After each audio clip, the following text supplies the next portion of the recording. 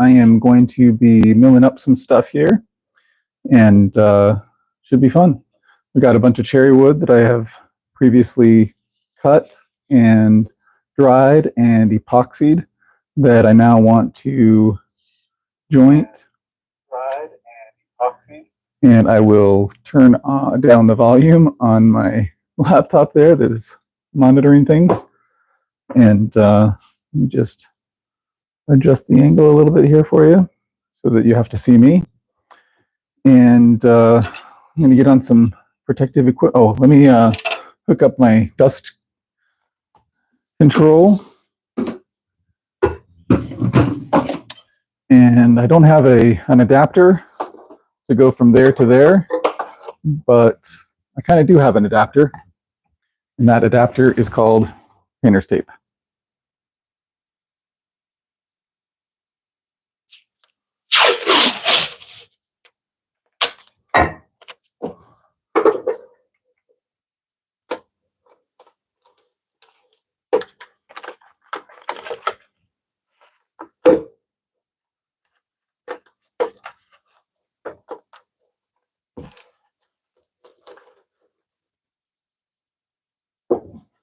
There we go. All right. So protect my eyes, protect my ears, and I'll pick out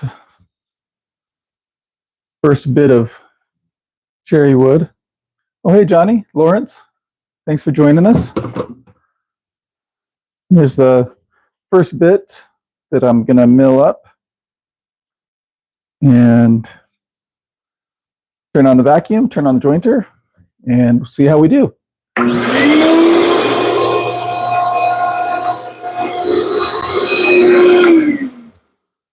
I've actually found that the jointer works better when I plug it in first. Little known fact.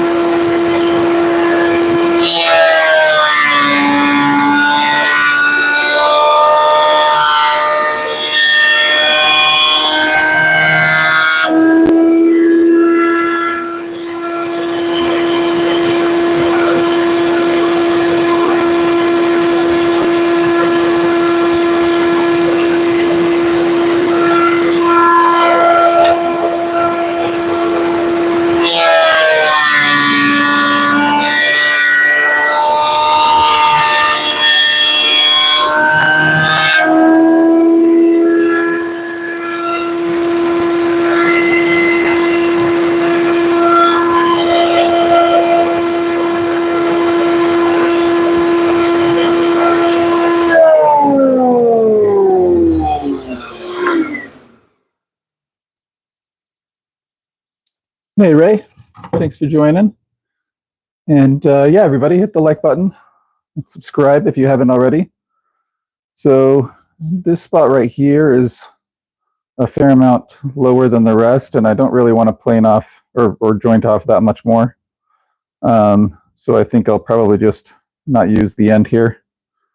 But see the epoxy filled in the crack there, and end up using not a lot of the wood that I didn't really salvage much wood with the epoxy because, well, maybe I did. I don't know how much deeper that would have gone, but seems like I've already gotten rid of most of the wood that would have been affected by the crack.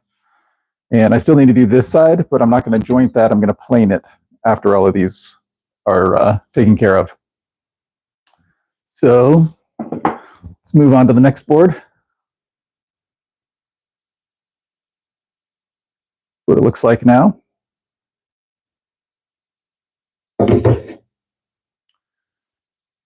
And vacuum and then jointer.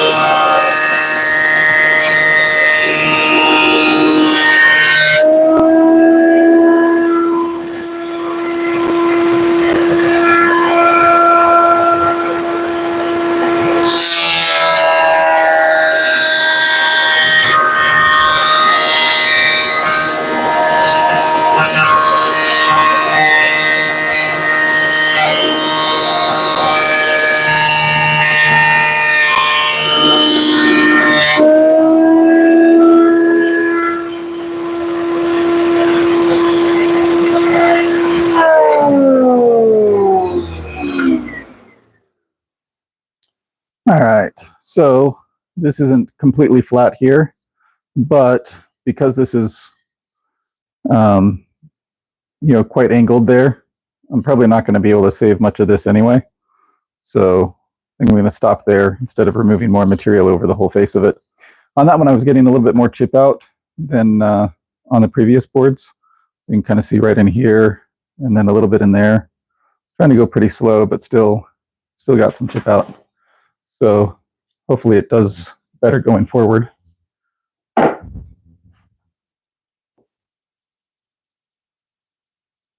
Let's check the chat here. Let's see. So we got Coach Will. Hey, Coach. Good to see you. And we've got Dots Whittling. Kevin, how's it going, Kevin? And yeah, so we are plugging away here. Here's a longer one. And this one, it's got some curvature here down at the bottom, curving away. I mean, really, the whole thing's got more curvature than I'd like, but I wonder if it might not be better to cut it in half so that I don't have to plane or joint away as much of the material, because it seems like it's got a bit of a twist. I think I might do that. I'll hold off on this guy until later and decide. All right, I got this guy, mostly filling some knots there.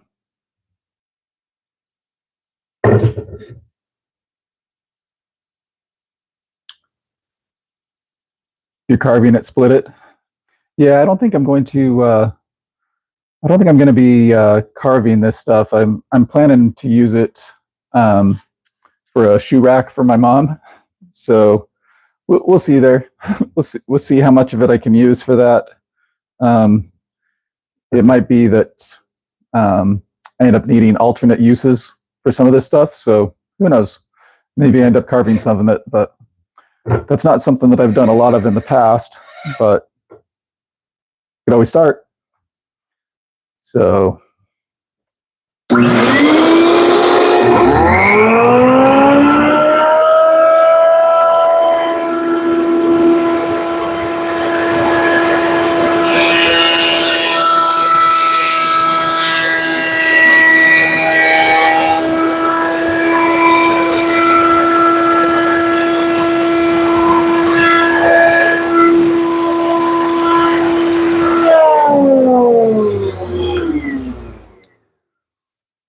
on this guy, I'm actually going to start on the opposite side, even though I didn't really epoxy this side. I think that'll give us a better surface, and then I can just plane this instead of having to joint it. I think that'll give us a better overall result. So sorry you don't get to see the epoxied side go through the jointer on this one. And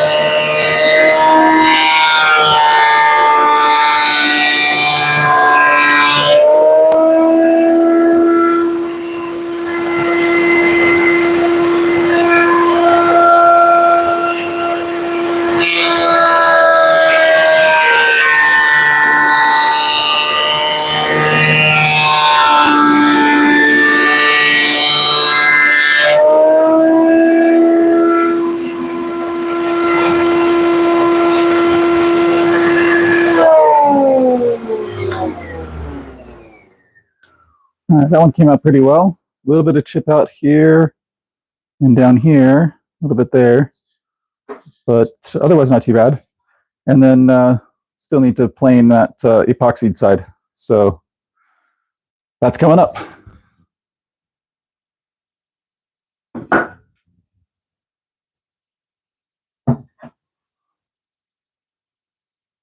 All right, here's the next one. But I think similarly to the last one, I'm going to joint this side. Most of these that have the cracks, where the cracks are bowing out. And so that makes it more difficult to balance where exactly I should be jointing it. Whereas this side is cupped, so like that. And so generally speaking, it's easier to maintain contact on the jointer if I'm going on this cupped side rather than on the bowed side. So let me catch up on chat here. Let's see. Glad you're back, Ray. Actually, let me put this back behind so it's not in my way there. And all right, live edge would be cool, or rustic cottage look would be nice as well. Currently to length before planning. Okay, let me think about that. Are you saying something like? Let me see if I can. Are you talking about something like this, Kevin? Where we've got this backside jointed and then planed off a portion of this. So I was thinking of maybe make a sign or something with this where I'm not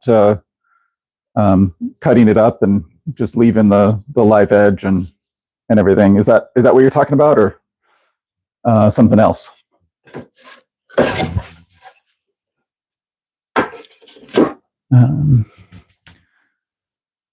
All right. All right. See you, Johnny. See you next time. And yeah, Mohammed Shavad from Iran. You be safe over there. Yeah, like Kevin said. And let's see here.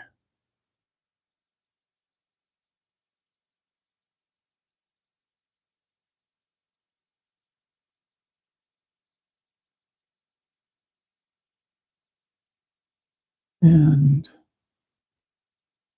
okay, there we go. All right, so like I said, I'm going to go the non-epoxied side.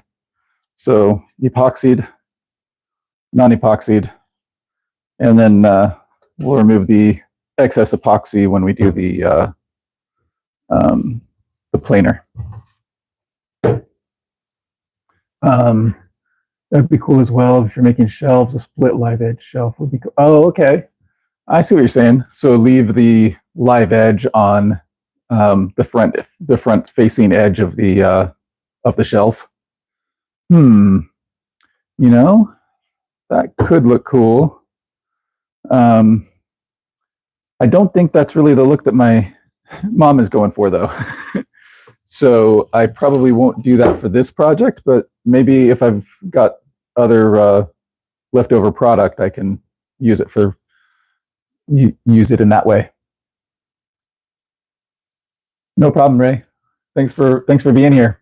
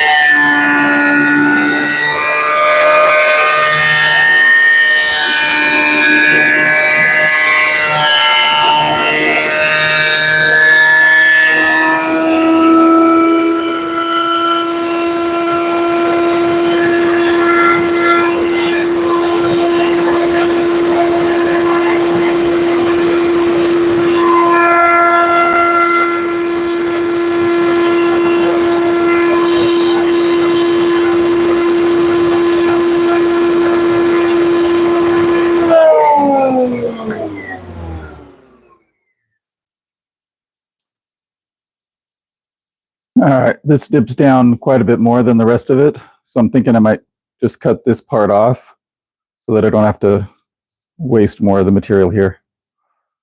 Similar issue to what I was looking at with the other board. But, all right. And then still have the epoxied side to plane.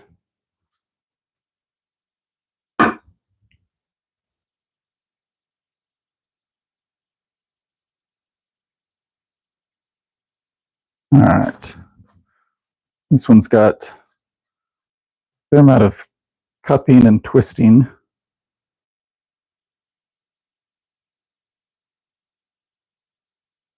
Probably have to go pretty thin on this one, unless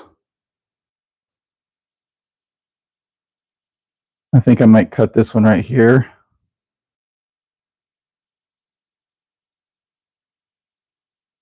I think I will actually.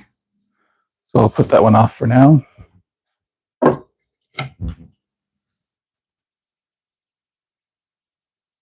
Here's next. I think this one started off a little thicker than the others. But similar cupping on this side, bowing on this side, so we'll plane this and joint this.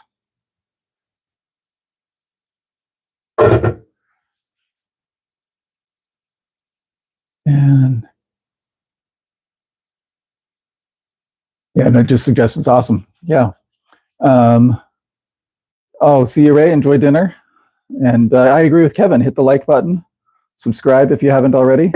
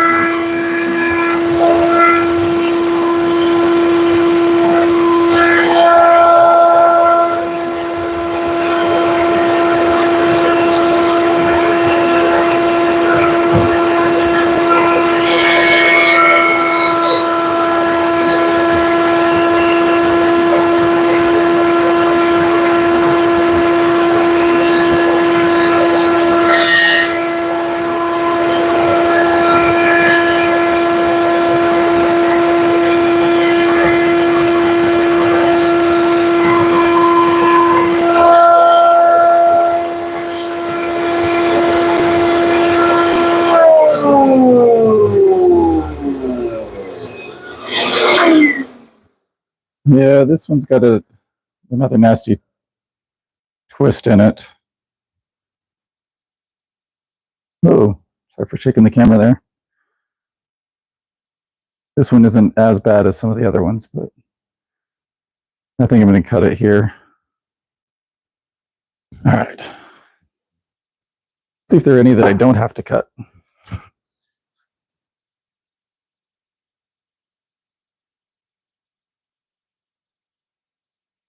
Oh, it's relatively straight.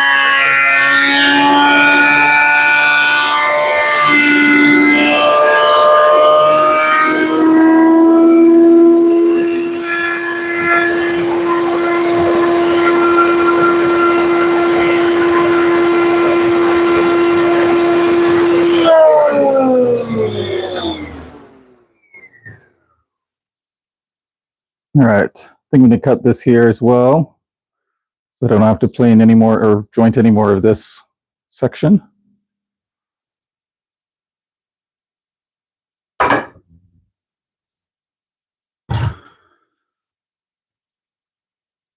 Hey, my honey's handmade.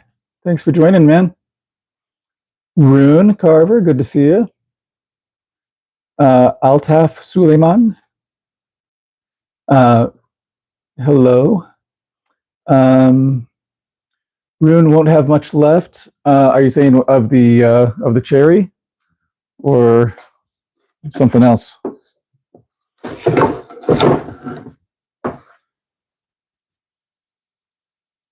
Are you saying that I'm planing or jointing away a lot of it, or? All right, so this is one that I've previously jointed and planed, and then decided that I didn't like the cracks, so I'm gonna do a little bit more work on these.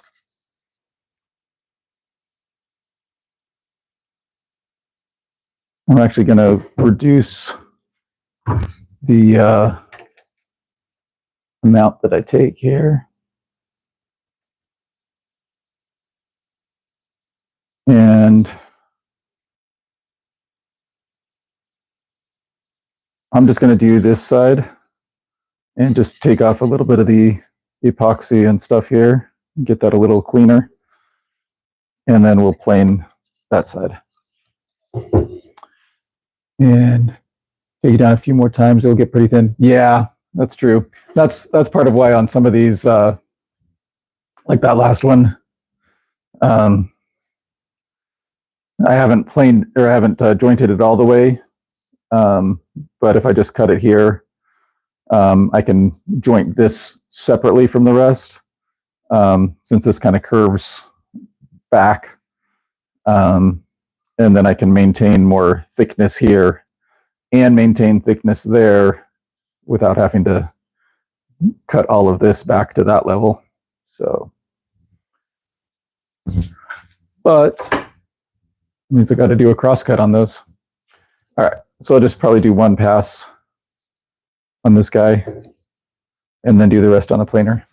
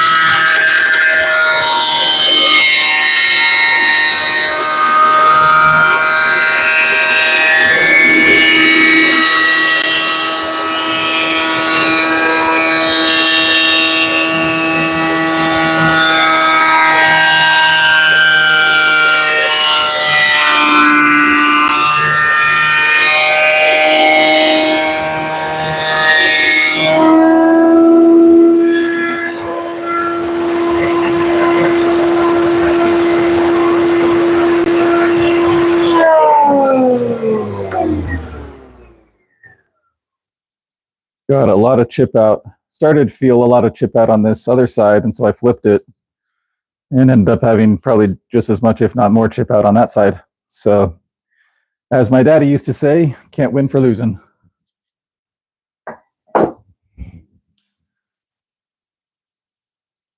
Hey, Small Woodlot, good to see you.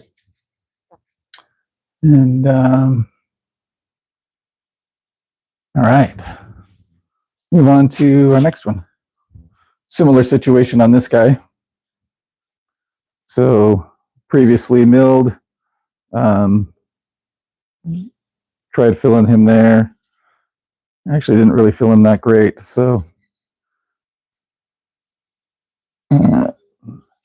I'll just start on this side.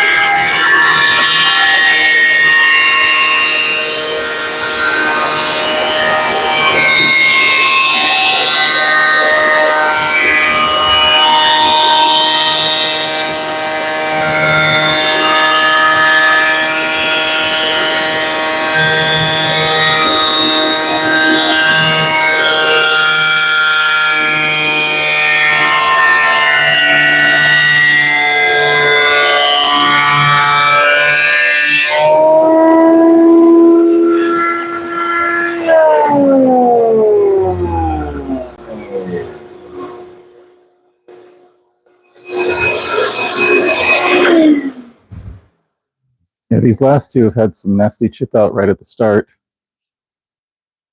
So I'm not sure how, probably not going to get very thick on that one by the time we plane that again. Going to be pretty thin.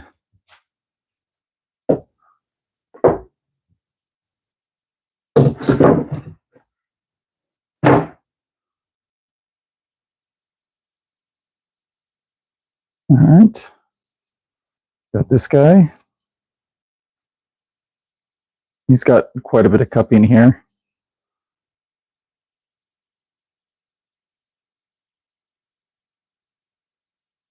And then pretty big knot that had to get filled.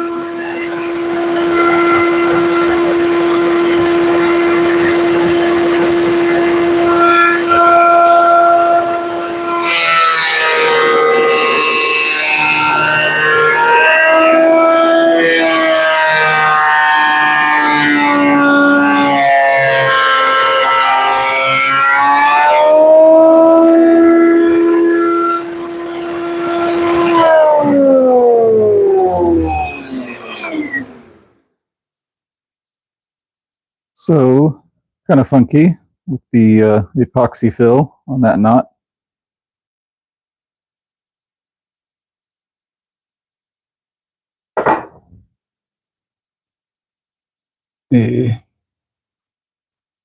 Okay, well, I got some catching up to do here.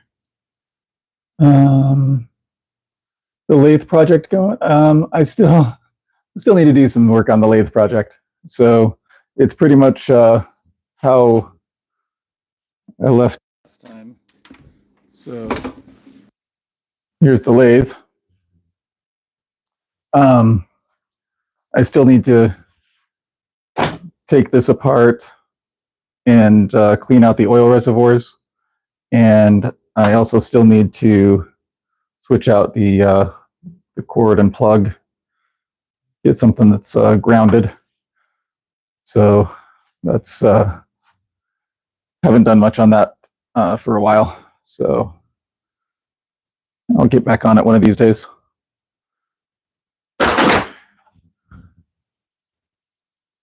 Let's see.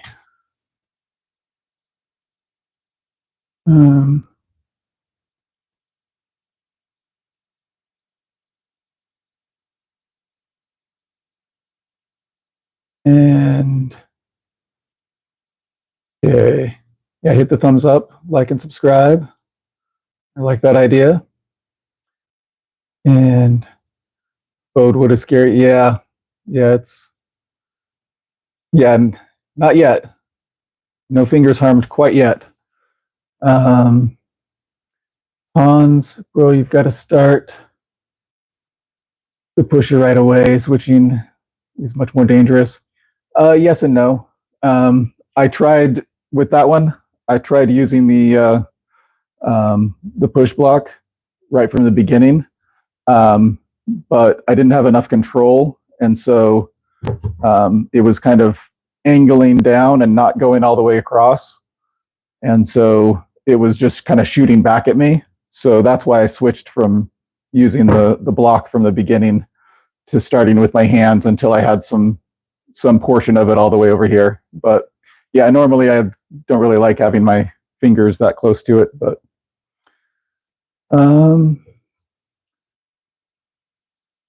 hey John, thanks for joining us. All right, let me find next one here.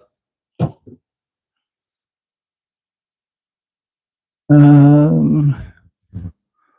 right, I think that's one of the curved, twisted. Yeah, twisted.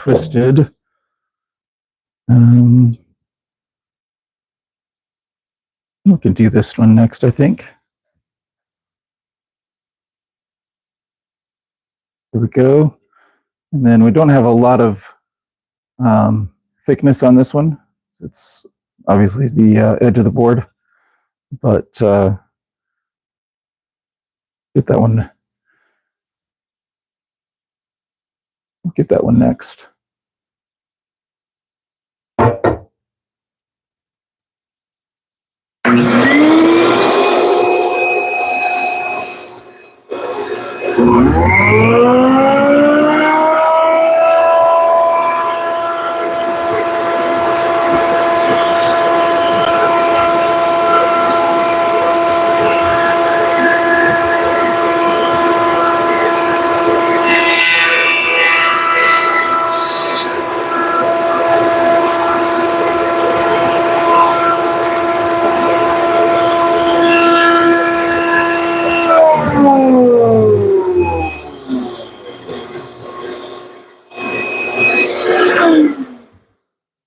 Yeah, this one, it's got a little bit more go to it this way than I was thinking at first. So I think I'll cut this one too. All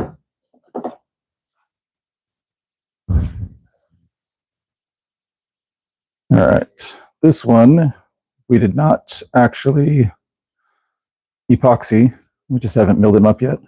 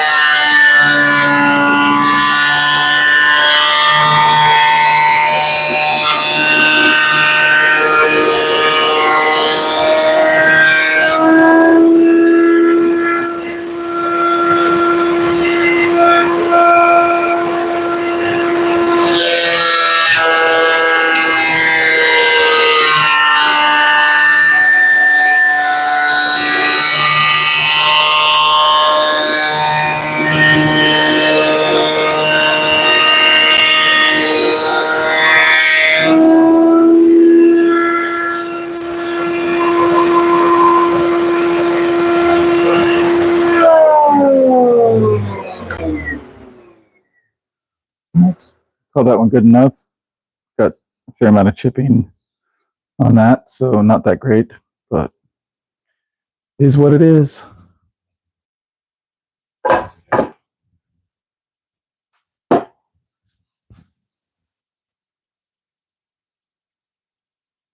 All right. Hey, Richard. Thanks for joining us. Admire the patience. Yeah, I was actually just thinking about that.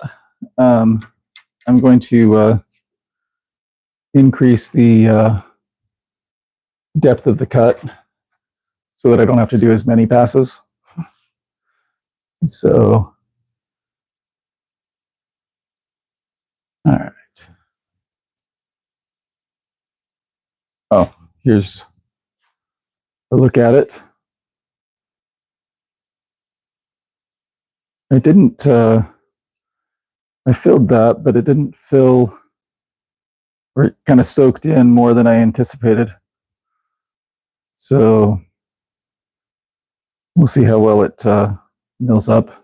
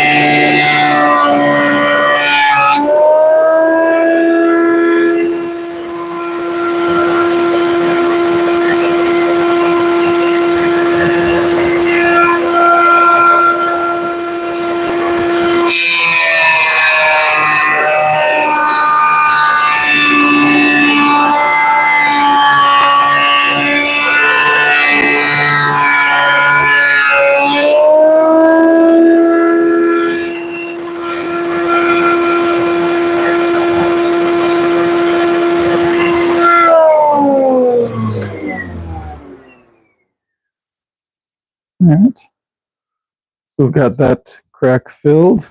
Then on the opposite side, we got a fair amount of material to remove probably. This one, I must not have cut it very well on the bandsaw because it's a lot thinner up here than it is down here.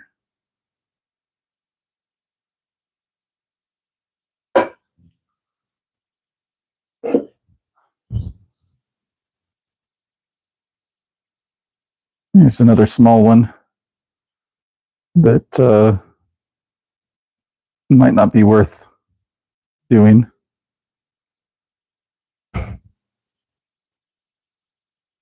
Twisted, cupped, bowed, cracked.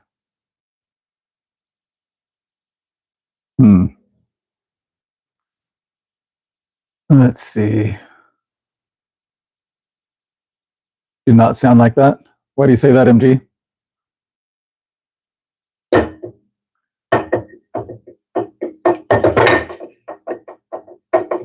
Yeah, I'm not going to worry about this. Maybe I'll use this for carving, Kevin. All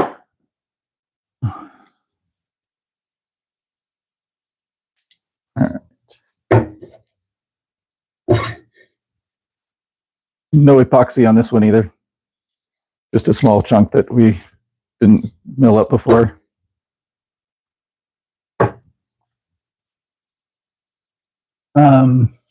You know, you might think that, but I actually did change out the cutters relatively recently. So the only things I've used it for are this cherry wood project, you know, today, but then 2 or 3 times previous.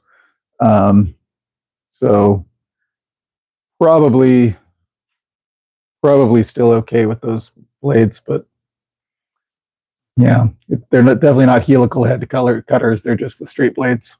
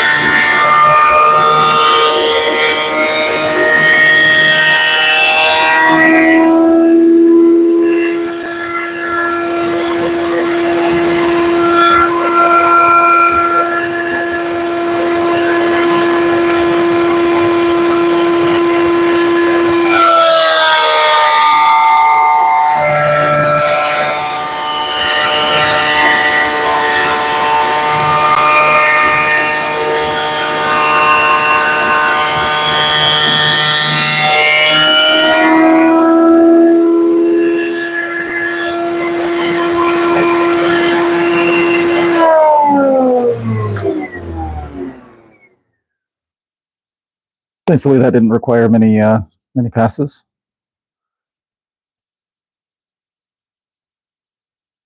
But this might be a little too short to put through the planer. So, all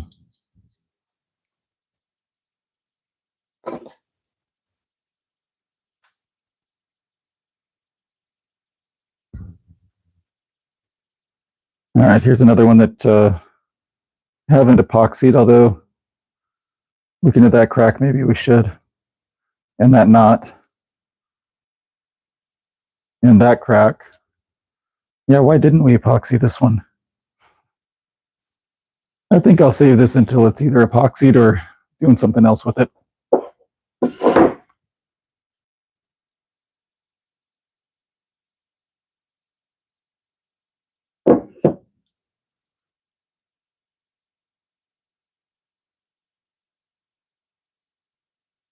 All right.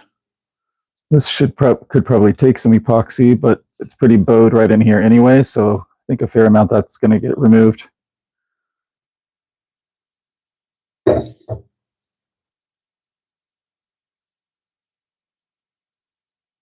Hi, Danny, writing from Germany. In America, Football World Cup is currently being played for individual clubs from the leagues. Okay. I don't see a question there yet, Danny. Christopher says hello from Morristown, Tennessee. Hey, we are in Idaho, in the United States. Thanks for watching from Tennessee. And hey, whoever else is watching, tell us where you're watching from. So, all right.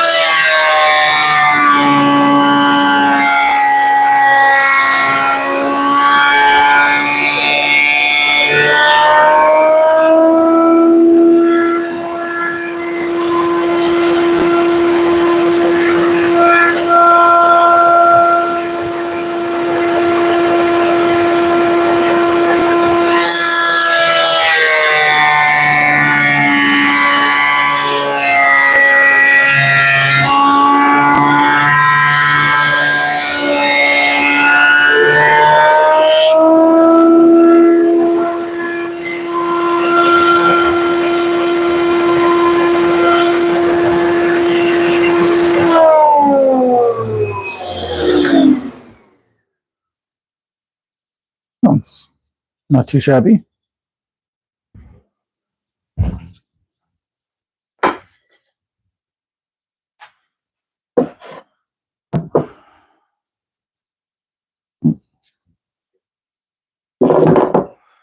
All right, so now I'm left with the ones that said I was going to cut before milling them up anymore. So let me put these guys over here so I've got some room where I need it.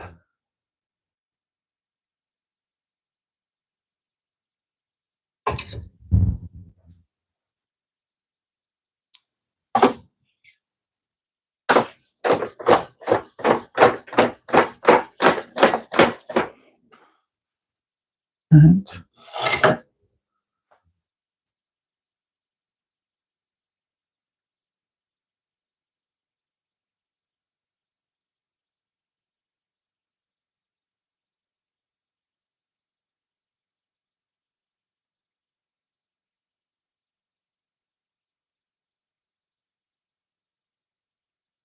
so I think I want to cut this one around here. Let me just take my stop block off of the crosscut sled.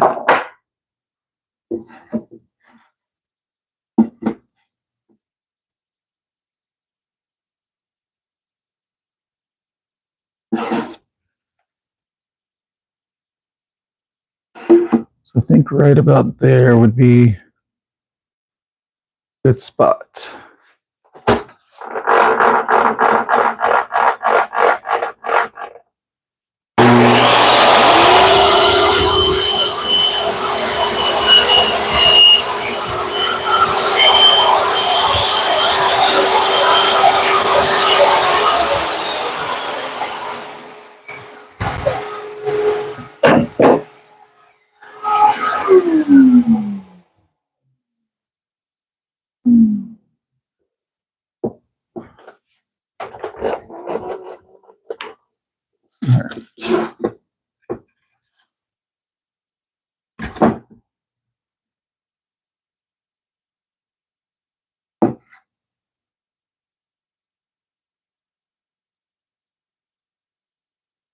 Yeah, this one's got a nasty twist in it. We'll just go pretty close to the middle on this one.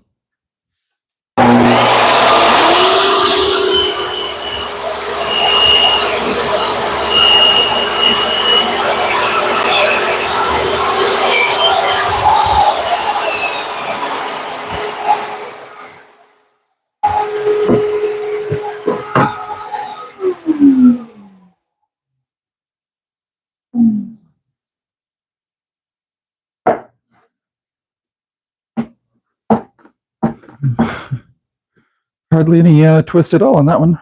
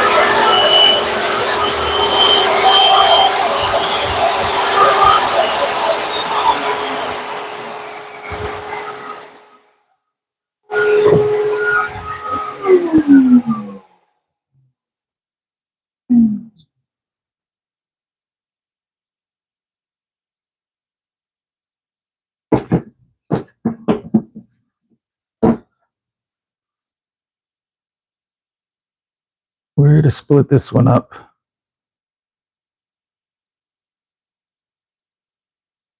Might need to do it in 3 segments.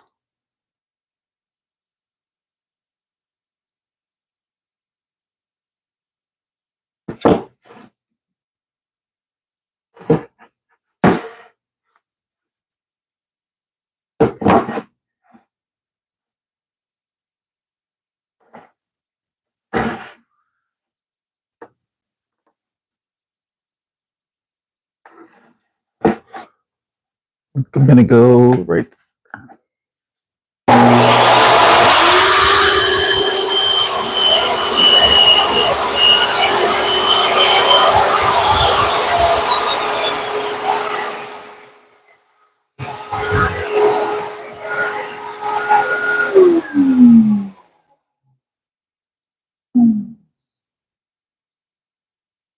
And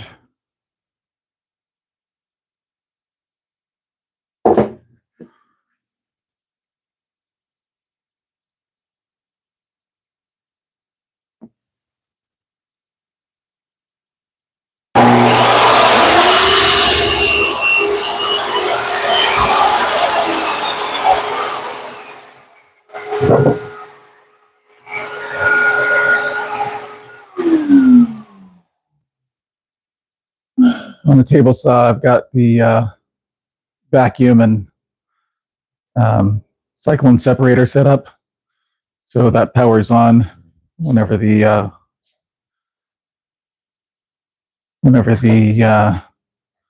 table saw powers on.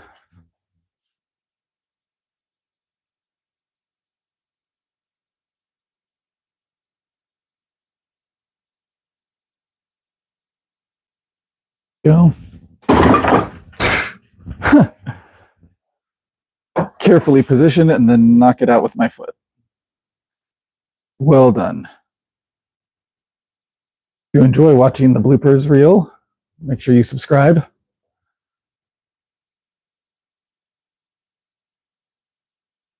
right.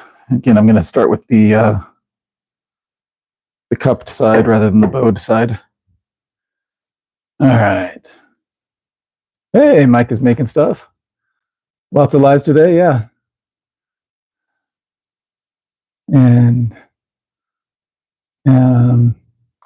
yeah, I guess I missed your live earlier, Mike. I must have been at church. And Danny, didn't mean to disturb. No problem, man. Hope it taught something. Yeah, you always teach something with your lives, Mike. Not disturbing anybody. Be right back. Okay. And friendly stage. Do I know the song "Goodbye Yesterday" by Elevation Rhythm? Doesn't ring a bell. Sorry. And actually, friendly stranger, when I started reading your question, I saw the name "Friendly Stranger" and "Goodbye," and the first song that popped into my mind was "Goodbye Stranger" by Supertramp. Familiar with that one, but not familiar with "Goodbye Yesterday." Sorry.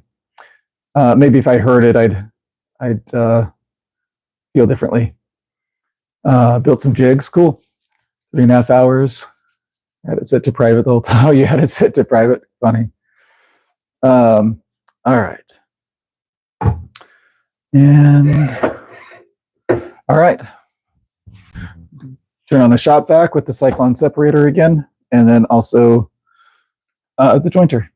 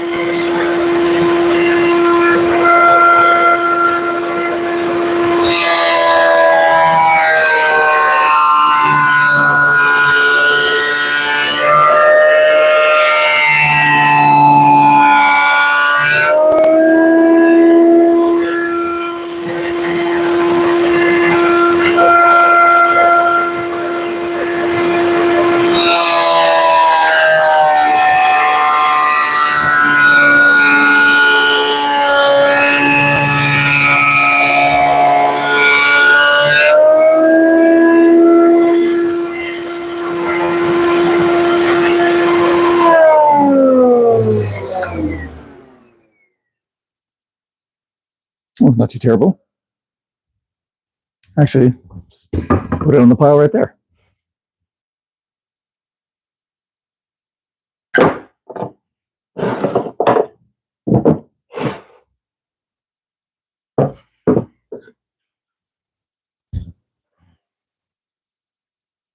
Next, again, we'll start with the cupped side.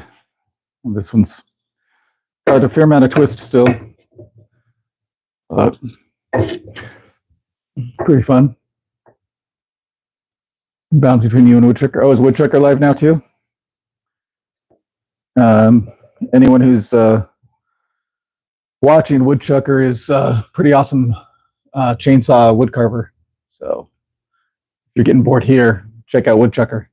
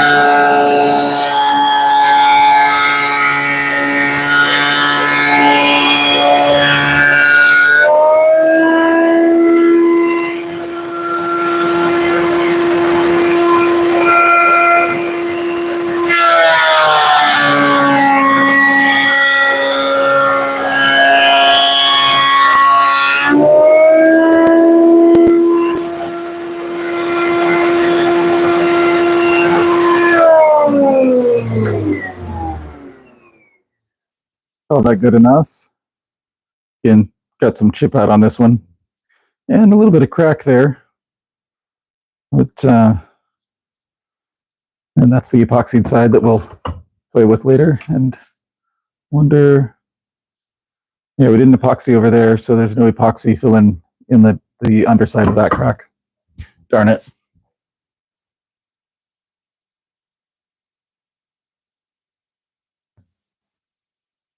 Okay, here's this guy. And start with the cupped side.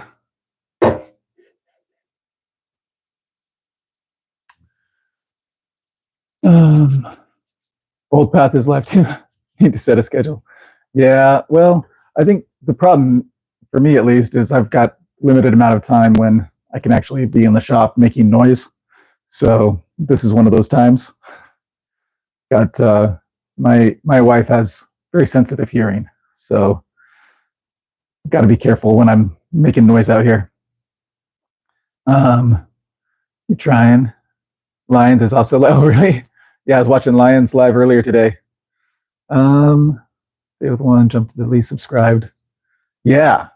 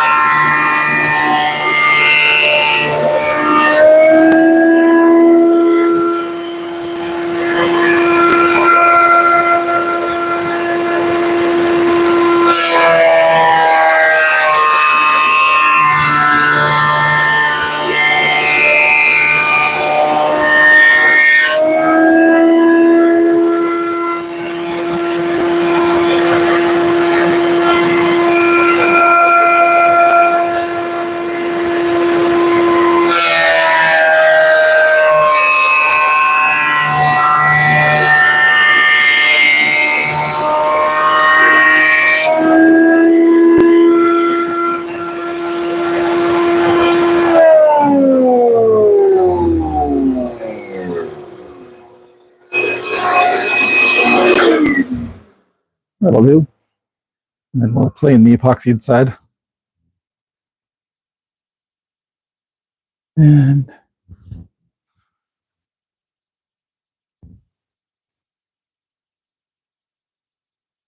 again, the epoxied side is the one that's bowed. I'll start with the cupped side.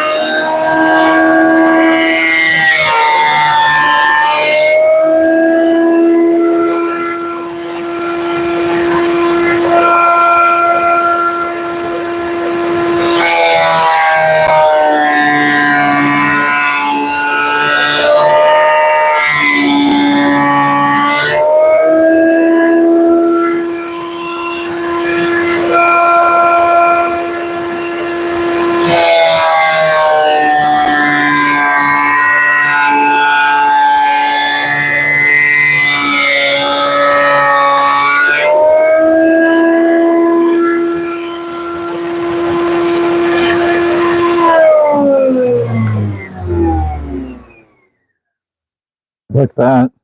Little bit of chipping right there, but not too bad. I guess down here too.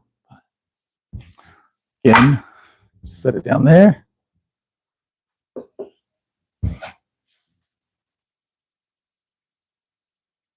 Looks like I had some issues on the bandsaw here. So it cut and had to restart probably. So, and then it's got a lot of bowing there with the crack. So again, we'll start on the cupped side.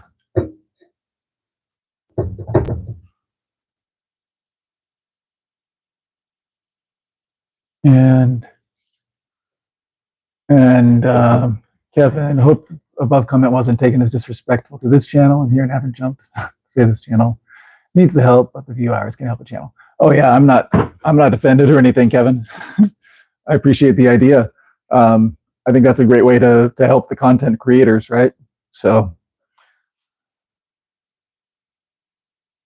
and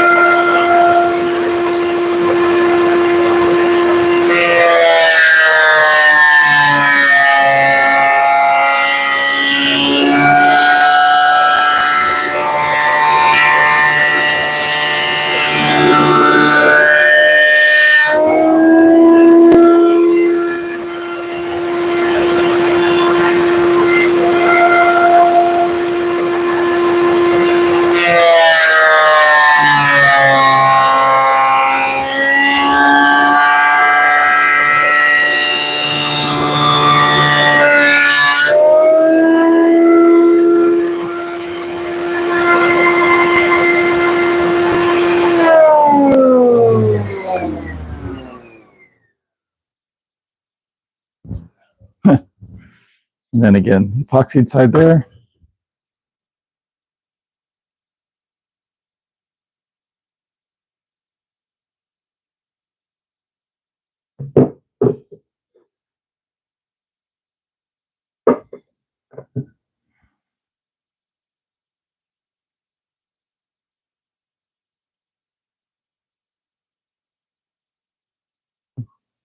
Okay.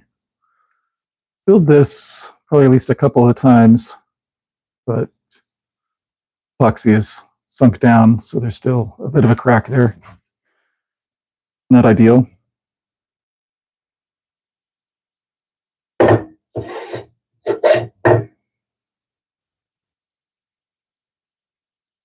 Plus, you love this content, yeah. Hey, DeLos Williams. Thanks for joining the live. Appreciate it.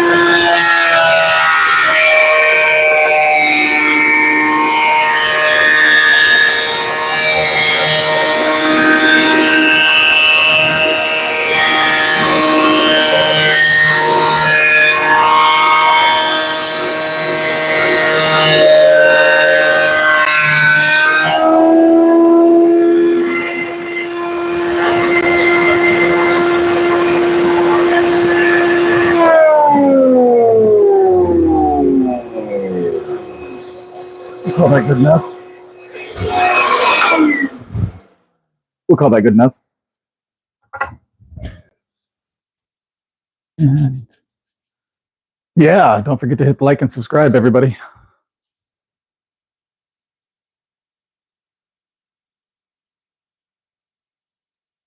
All right, so we've got crack here, big crack here with the knot, and that crack even goes all the way through. So I don't know if you can see, filled this, didn't realize it went all the way through, so the epoxy came all the way in and dripped from the bottom. So which side do I want to start with on this one?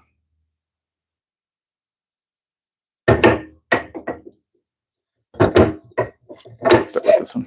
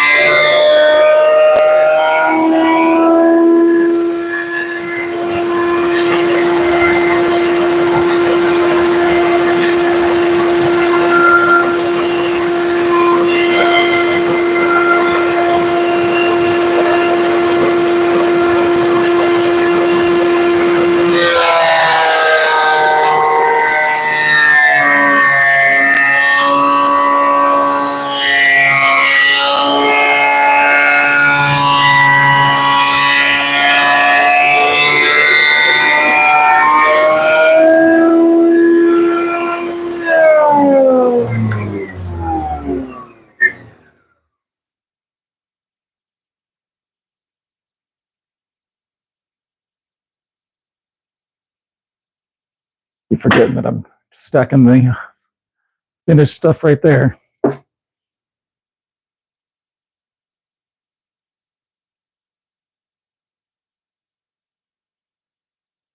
Yeah, and then just a couple left here. This one's pretty thin. I don't know that I'll really get much usable anything out of him. You know what? I'm not even going to worry about joining him.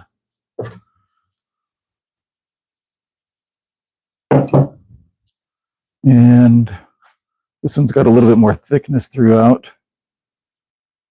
And just a little bit of epoxied work there.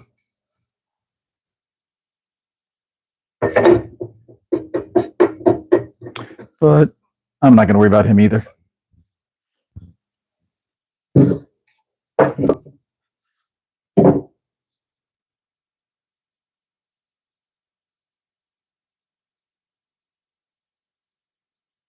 This guy's got huge cut, so obviously when they were cutting the tree down, didn't get quite the cleanest cut on him.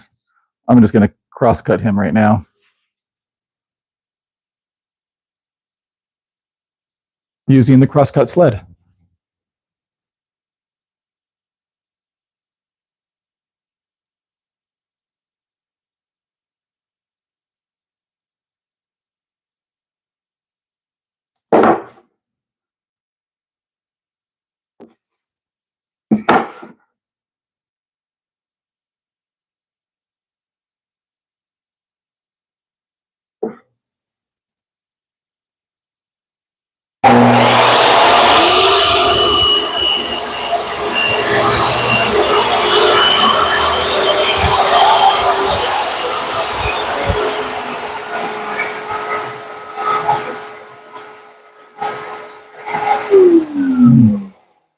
Cherry wood does smell good though.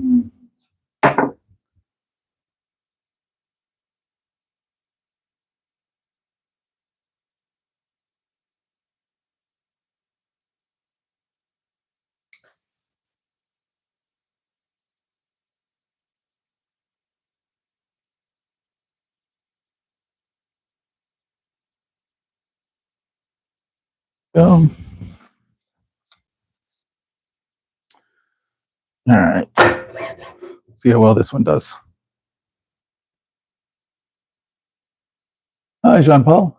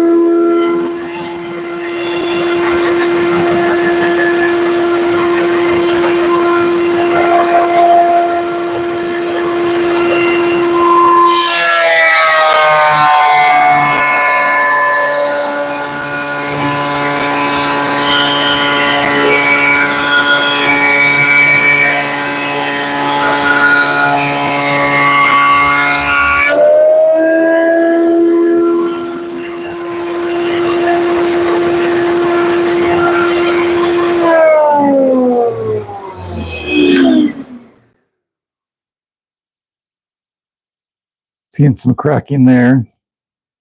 The crack from here to here doesn't really bother me because I'm going to have to remove that anyway.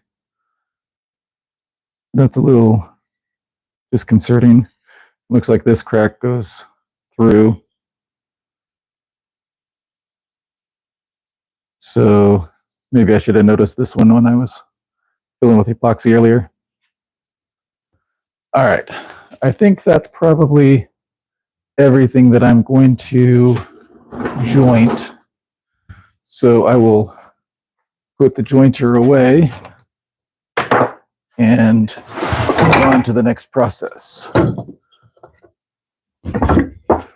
Get the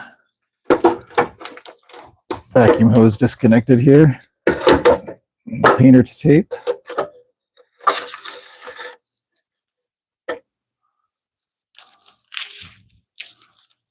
And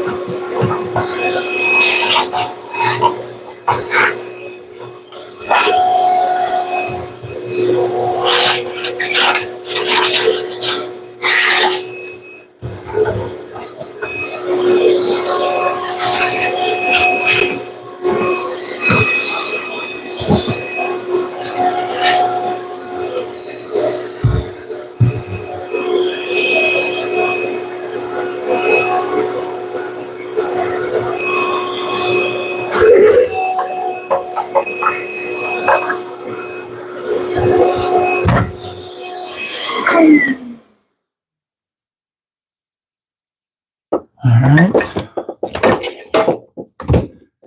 And the jointer goes basically where the camera is. So move that out of the way.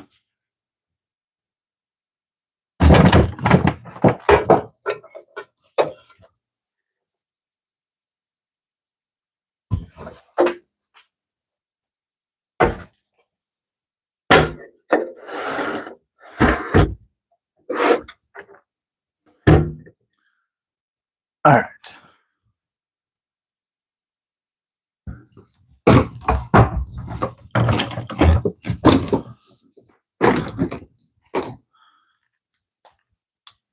And next process is the planer.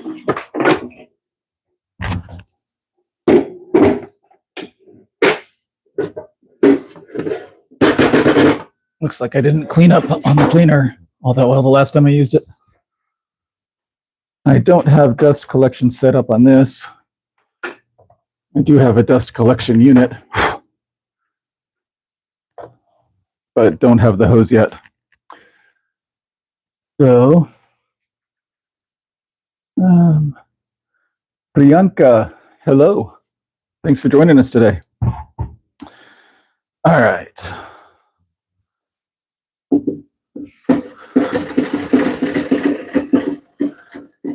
Let me clean this out a little bit first before we start running anything through it.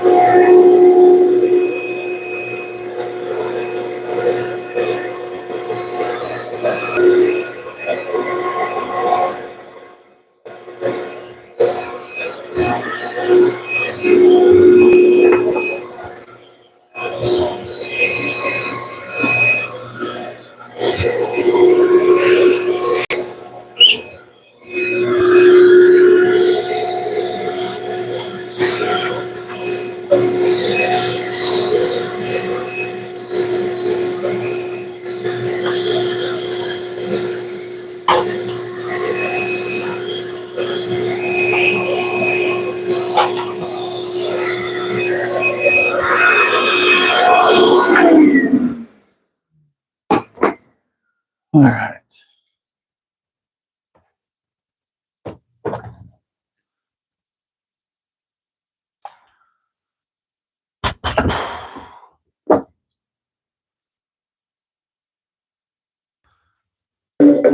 And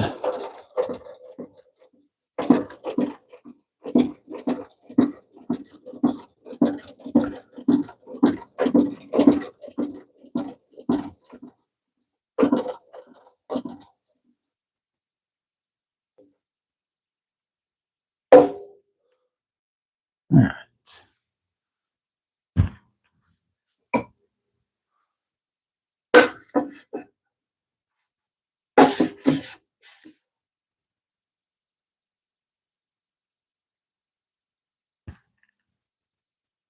We've got some varying thicknesses here, so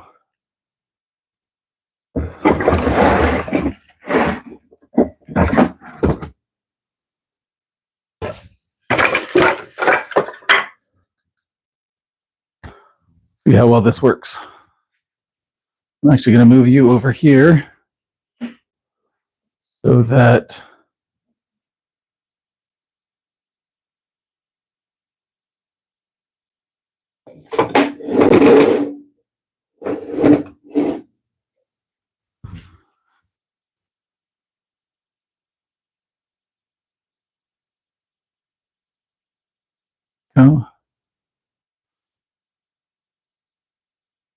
actually get you closer to the action here.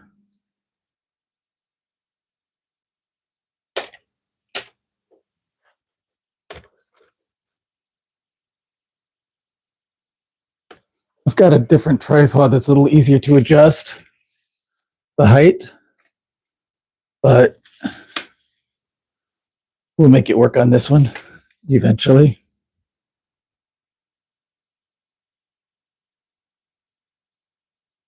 Maybe we won't.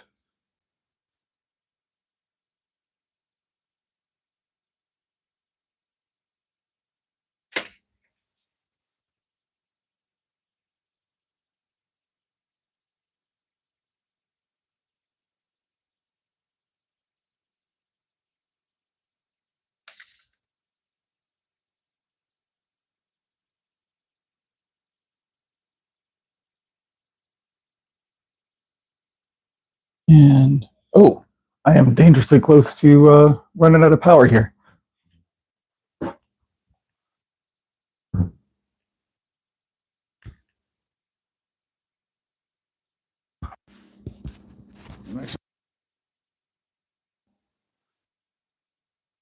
Well, actually, no, I'm not. I'm good. Must have been looking at the wrong thing.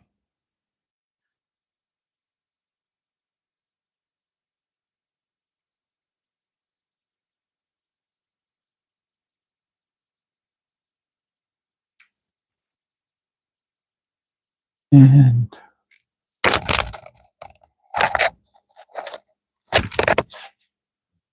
I hope you're all enjoying the comedy here of my tripod manipulations.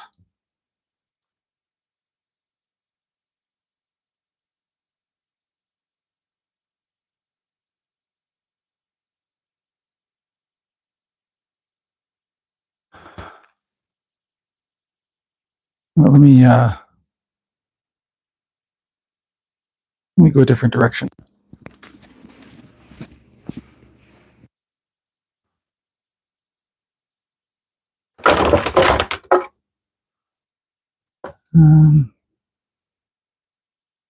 Let's see if this will work.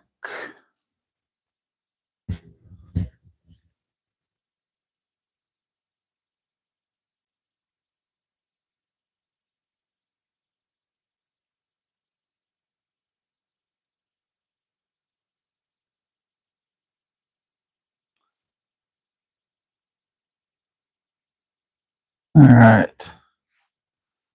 What am I making? That is a great question, Cowboy. I am currently apparently making a mess because struggling with adjusting my tripod. But let me. I was planning to start planing some cherry wood, but my plywood or my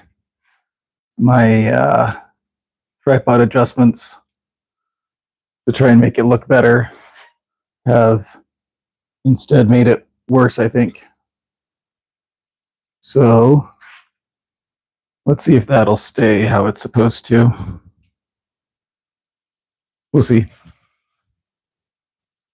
All right. And let's see.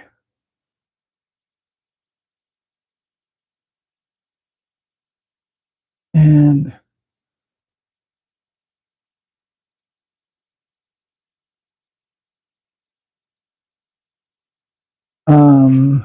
also check out Delon's Thursday. Yep. Yeah, Delon's is great. Hey, LJ. Good to see you. All right. So let's get started with the planer.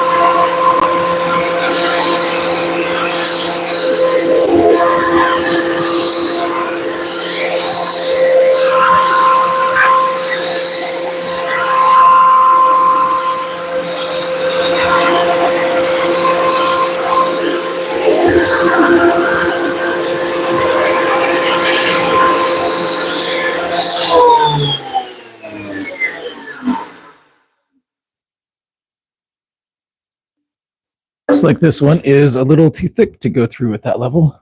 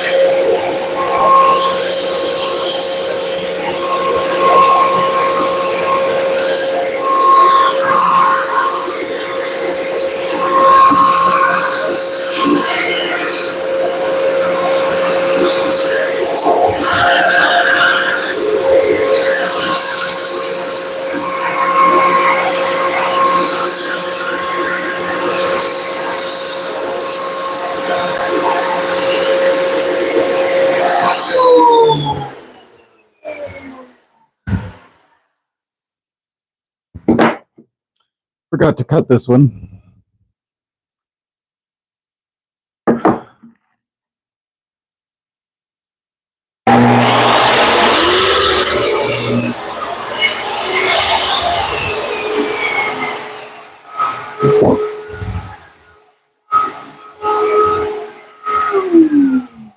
Okay. And let's see. Very admirable. Yeah, there's a lot of support in this community. Gadam says, "Can you recommend what wood material I can use for this for fancy? I can use for fancy using this equipment." That's a great question. This is cherry wood. So, you know, I mean, you could use hardwood, softwood, all sorts of different woods with a planer or the jointer that I was using earlier. So it all just depends. Are your feed rollers working? Yeah. The cracks I filled with epoxy. So you can see the epoxy there. I've already jointed one side of these boards. So now I'm just getting ready to throw them through the planer. And yeah, sort out by sorting the pieces thicker to thinner, run them down that order. Yeah, I was starting to do that, and then I just got a little impatient. So it happens to me sometimes. And won't find money grabbers here. Yeah. And let's see. All right.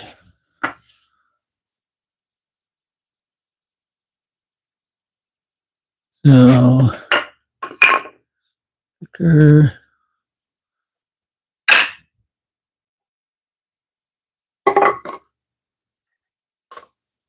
Similar.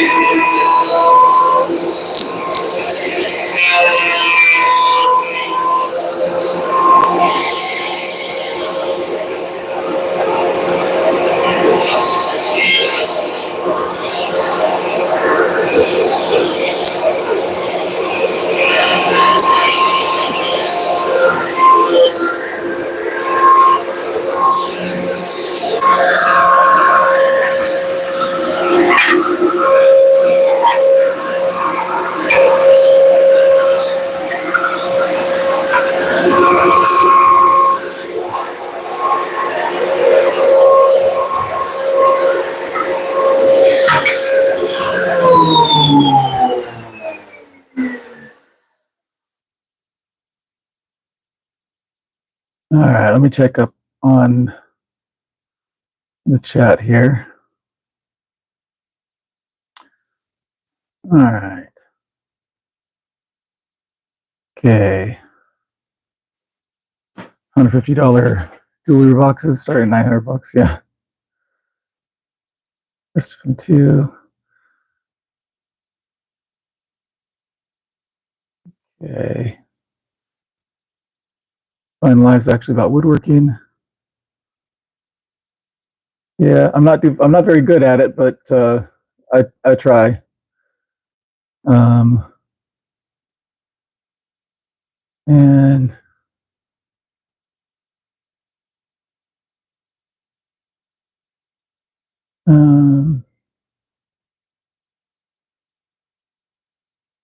um, I mean, maybe you're right, LJ, but I think part of the issue has just been that a lot of the boards that I'm trying to feed through are just too thin to go. So, or too thin for it to actually take it through. Yeah, exactly. Cowboy's right. Running different sizes without sorting them very well, and pretty soon everything will get a bite. Yeah, it's not terrible cherry. All right, so here's kind of a close look of one of them anyway. And I have to kill the volume. Yeah. Probably the angle making it look like he's pushing further. Yeah, some of them I have been pushing in, just because I'm, the thickness of each of these boards isn't necessarily uniform across the whole board, and so sometimes even if it's not feeding at first, I'm like, well, it might feed toward the back end of the board, so I've been feeding them through anyway, just so that I don't have other boards getting stuck as I try to put them through later. Yeah, beautiful wood, agree. Started one, had a few videos up, bad quality, starting over again. Okay. Are you talking about your own channel? Is that what we're talking about, Cowboy? Starting over again. I think I may have 2 or 3 up, but they aren't great either. Yeah. If you have if you do woodworking, start a channel. Yeah, absolutely. Even if it's simple, us woodworkers need more content of value. Yeah.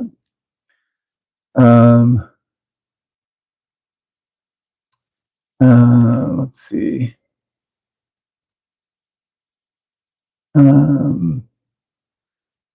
Ahead of me, if you get 100,000 subs, you're great. Start is my point.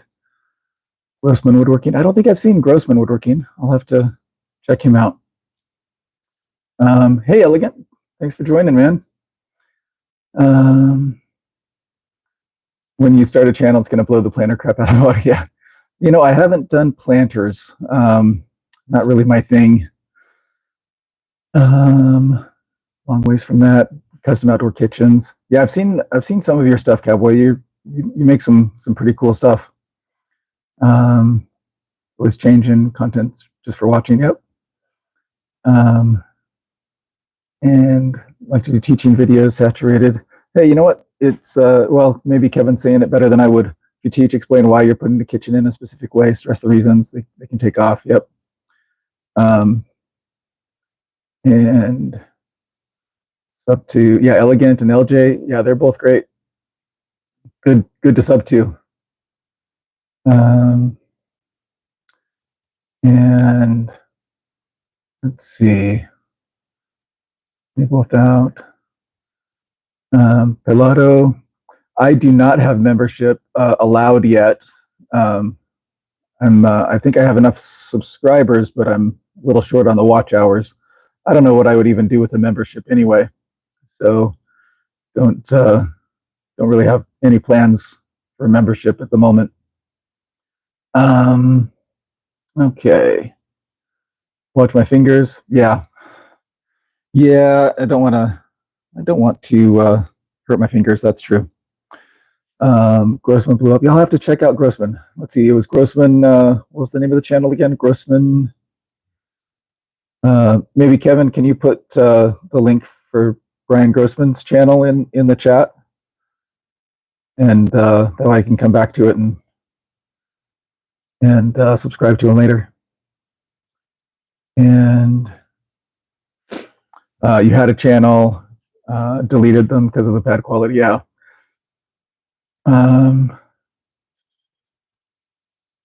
Had like one short and bam, 5,000 members. Wow. Yeah, I have not done much in the way of shorts, but man, love the honesty. Yep.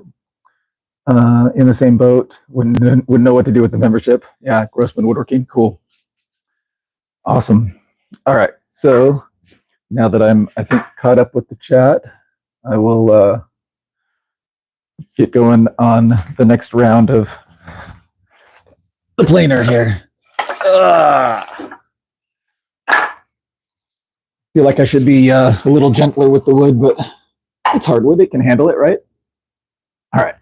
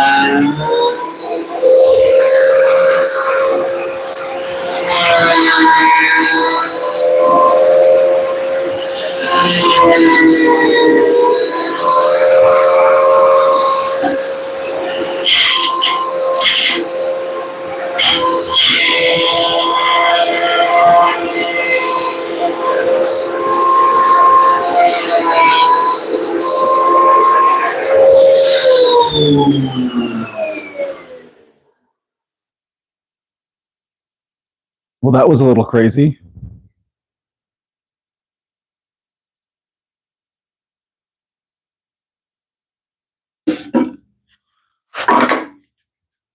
What do you think was happening on that one?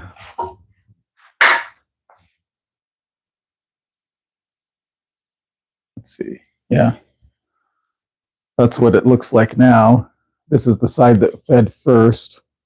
There's a knot there, and I'm feeling a lot of chip out right there. Any ideas as to why it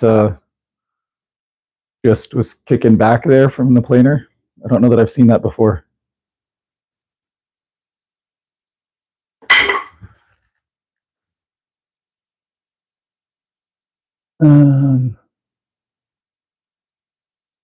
All right.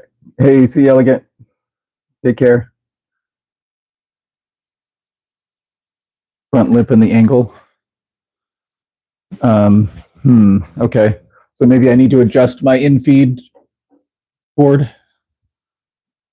Is that what you think would make it so it doesn't do that, or something else? In the meantime, I'm gonna keep being dangerous here.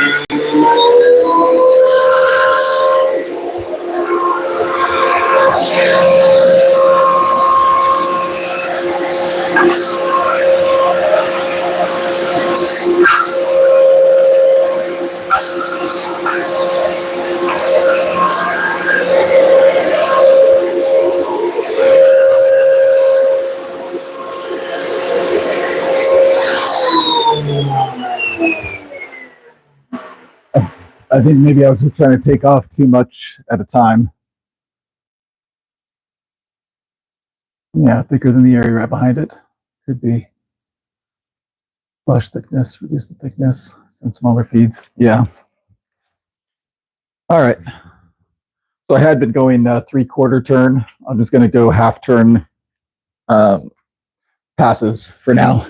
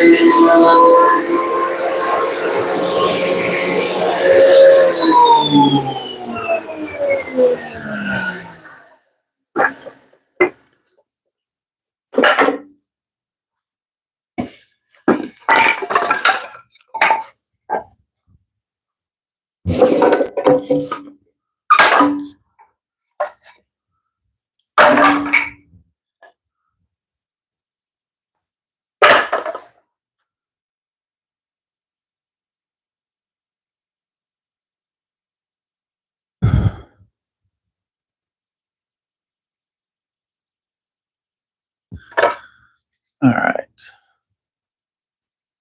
That half turn last time seemed to be better. A little less risk.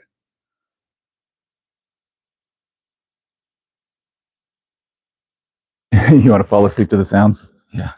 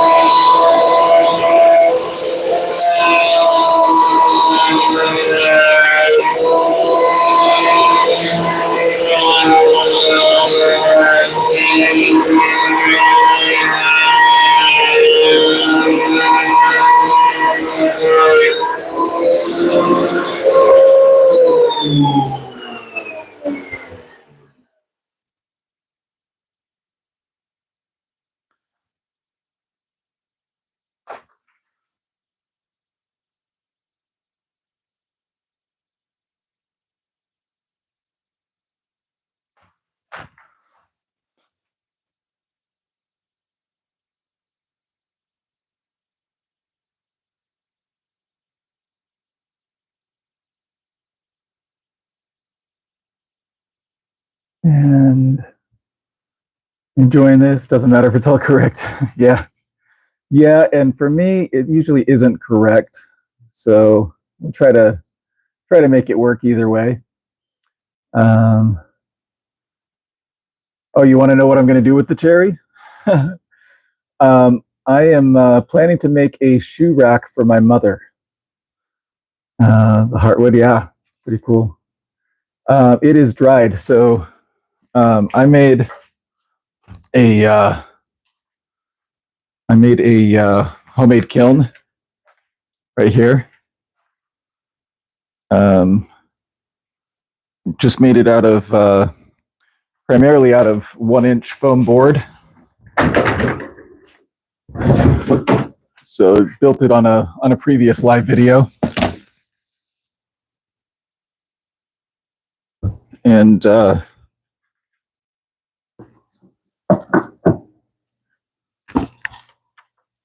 just kind of see how it works. So again, just built out of 1-inch foam board and just cut it so it's 16 inches deep, 24 inches tall, and then just the regular 48 inches wide. And then I put it together using HVAC insulating tape, and seems to work mostly. I've got, as my heat sources, I've got a dehumidifier right there, and then I've got a fan on top. The dehumidifier has a hose that drains outside into a bucket, and with just the dehumidifier and the fan, I mean, assuming there aren't any issues with those, which there actually have been a little bit lately, the dehumidifier has been shutting off for some reason. So I haven't been exactly happy about that, but otherwise, it's able to stay at about 120 degrees pretty consistently when both of the, oh, sorry, I'm adjusting the tripod again, so the angle there is a little crazy. And like I need to adjust a little bit more here. There we go. And all right. Yeah, so the the dehumidifier, when it stays on, it works really well. Keeps it up over the 120, and then the dehumidifier just extracts the water. So the cherry wood I had in the kiln, when I put it in, it was mid 30s, low 40s in moisture, percentage, I mean. And then within 2.5 weeks, it was down to 8 to 10%, which is when I pulled it. So right now I've got a bunch of willow in there drying out. Those started at 60-some percent, 60 to 75% moisture. And let me check the moisture levels now.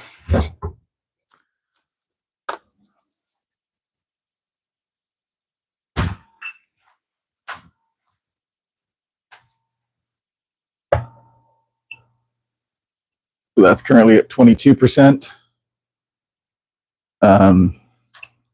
This big thick one should be a lot higher. Yeah, that one's still at 57%. And let's check like this guy.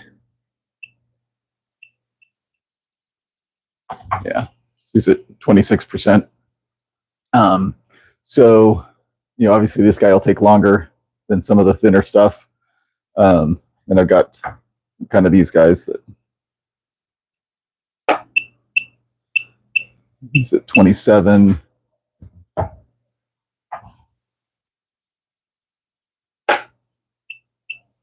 Similar. And then I already took a a really thin plank out that was already like under 8%. So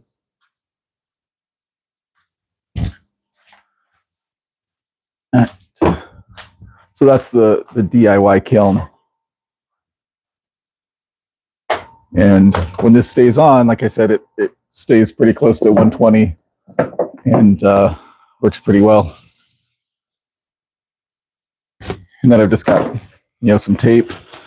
I put in a couple of 2x3s, just kind of screwed them to the bottom of the shelf there because I noticed that that this was sagging because I've added some, just some loose foam pads basically for additional insulation.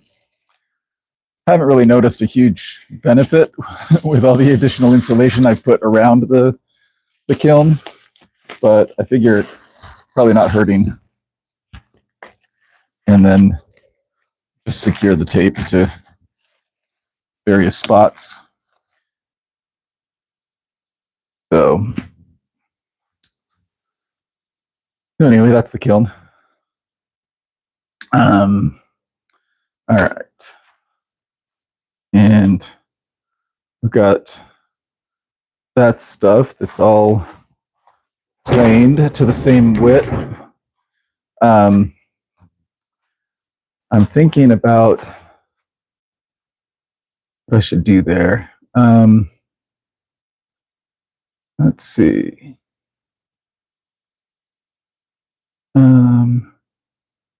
Yeah, so it's dry.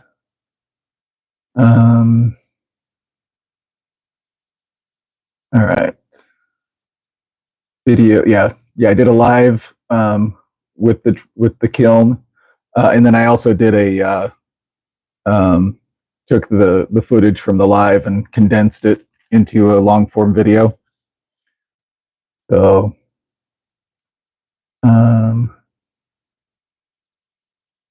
wood shop bit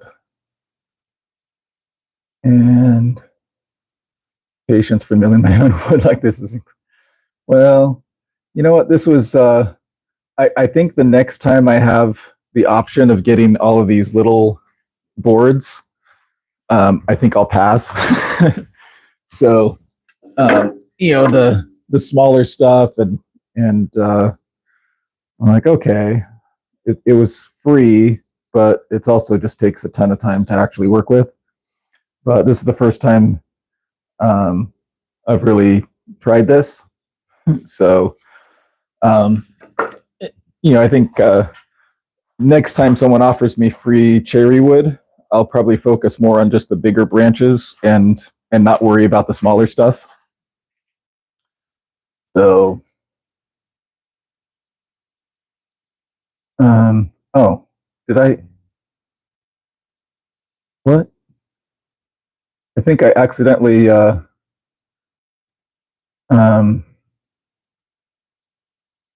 think I might have accidentally Kevin,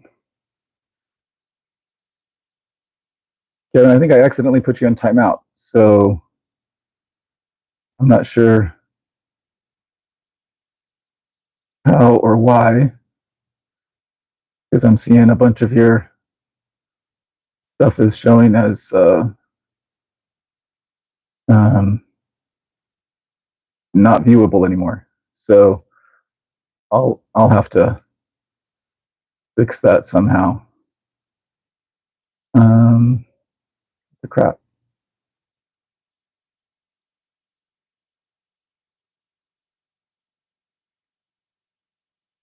And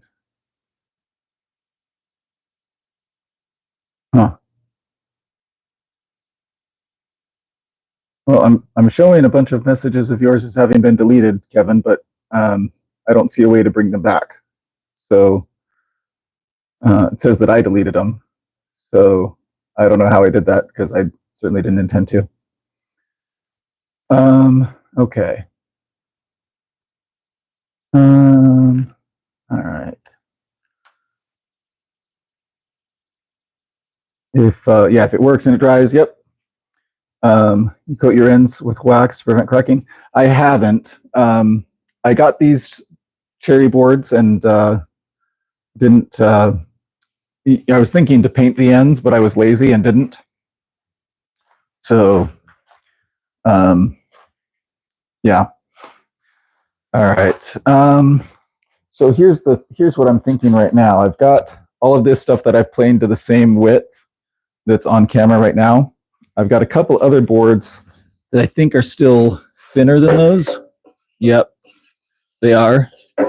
And then I've got a bunch of other stuff that I've milled up previously that I'm thinking to mill to this same width. But so here's a bunch of stuff that I've already, that I previously cut up and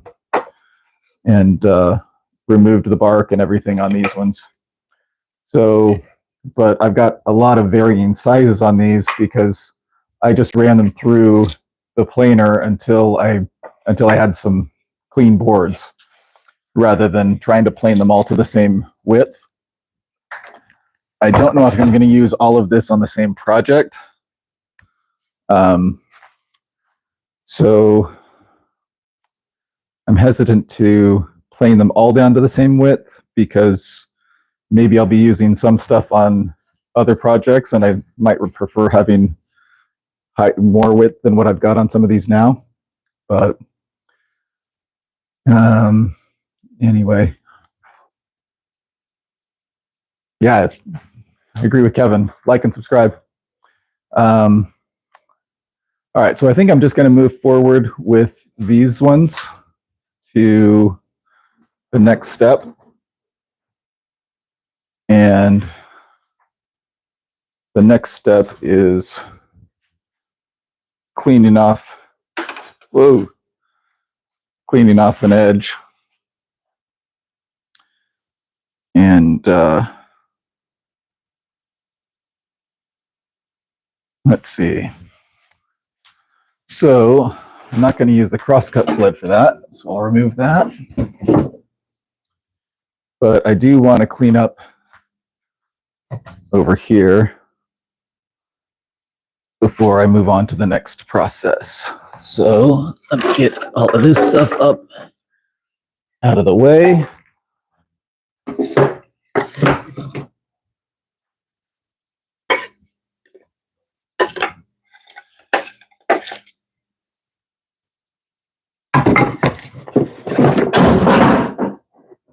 As I knock some of the other boards off.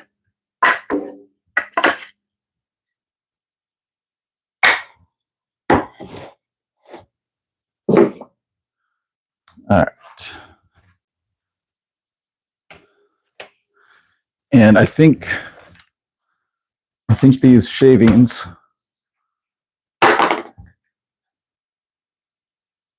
need to be swept up rather than vacuumed, because this would basically fill up my cyclone separator.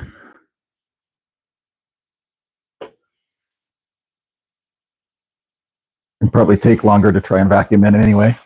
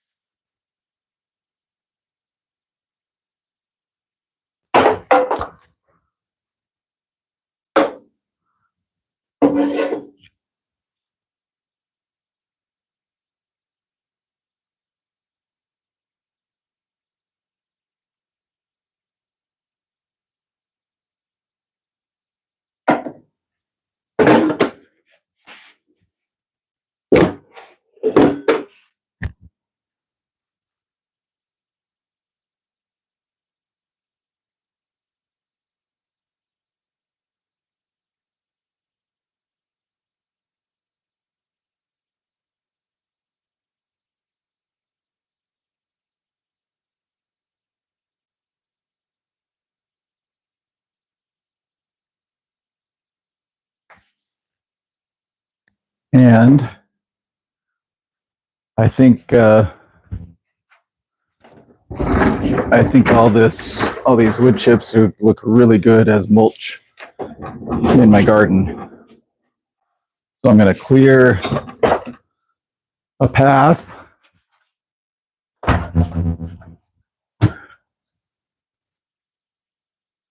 And go dump them out. Where did I put the dustpan?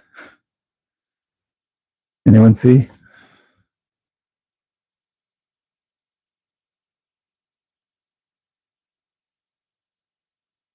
Did I cover it up? Oh, here it is in the corner.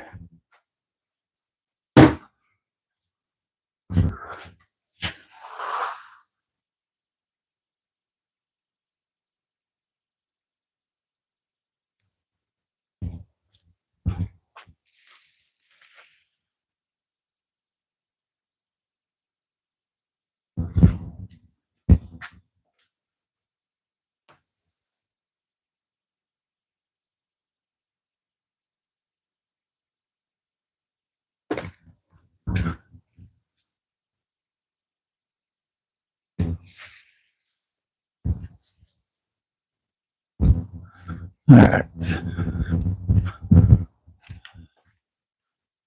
Hoping this will help prevent weed growth and improve the moisture control for this corn.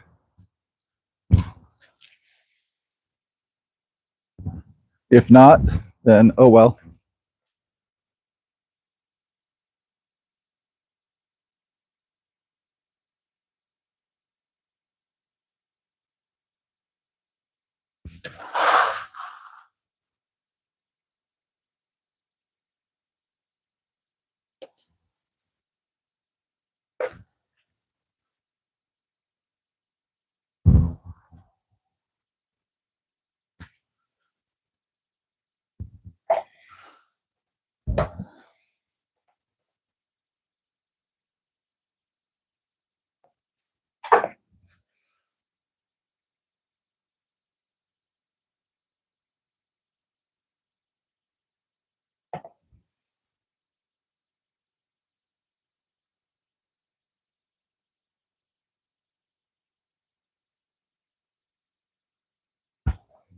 All right.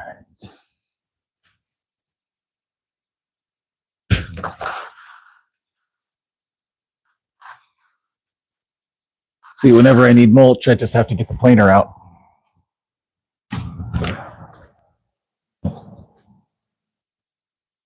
Is there any better mulch than cherry wood?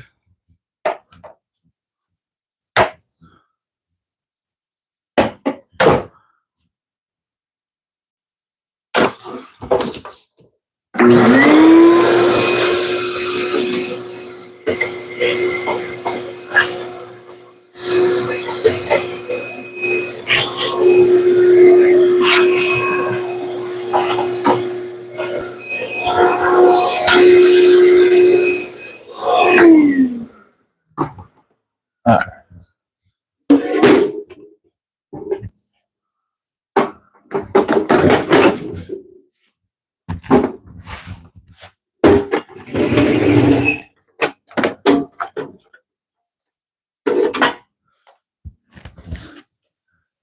And those guys over here for now.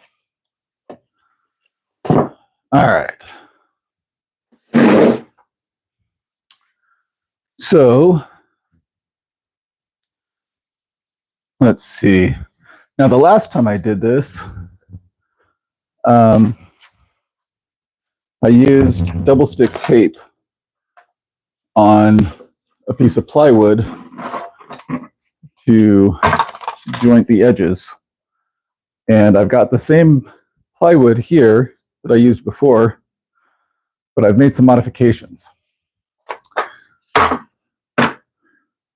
I've got dovetail dados, I guess, or grooves cut in here. And I've got my match fit hardware, and then just some little pieces of plywood. So I can just use those to lock stuff down, I hope. So, Can I hook up the rigid vac to your planer and suck that up while you're planing next time? No, I can't. Let's see. Are you saying my batteries are dead? Okay, no. No, because the planer shoots out way too much volume. So if I tried that, it would just kill the it would just clog it. So yeah, I mean, it wouldn't be effective. So all right, so I just hooked up a backup battery here, so hopefully we don't lose everything. And I'll plug this guy back in too, so try not to lose the broadcast or communication method. Yeah, so I've got the cyclone separator connected to the vacuum, and that way I realized when I started a sanding project that's way over there, probably a year and a half or so ago, I still haven't finished. I found that my shot vac filter was getting really full really fast, and so I couldn't sand nearly as much as I wanted to. And so I talked to some guys at the hardwood dealer nearby, and they talked about the cyclone separator. And so that's worked really well. So hardly anything ever actually even goes into the shop vac. Most all of my sawdust and everything gets captured in the cyclone separator. So I don't have to change the filters nearly as often. So, okay. Any guys seen the homeless guy? Nope, sorry. Haven't seen him, Penetrator Joe. All right. So the way this thing works is I'm going to take one of these and I'm going to set him, let's see, near the base, and I'm going to line it up. Actually, I'm going to cut this side first so that I'm removing the bark.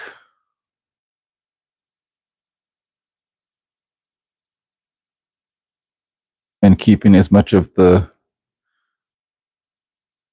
cherry wood as I can. And this works properly, then I can cinch that guy down, shift him over, cinch this guy down, and that's not going to work. I need to bring it over here and give myself more slack.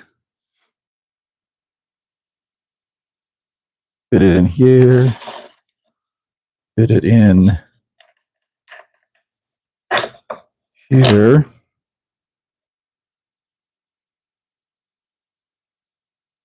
And then I'm just going to line it up so that I'm getting rid of the stuff I don't want and keeping all the stuff that I do. And then I'll tighten this guy down and tighten this guy down.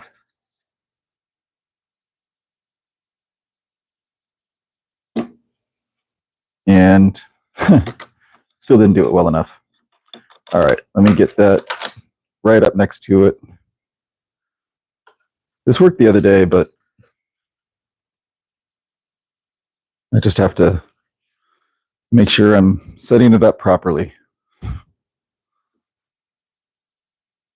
All right. So now I'm putting the board right up against that bolt.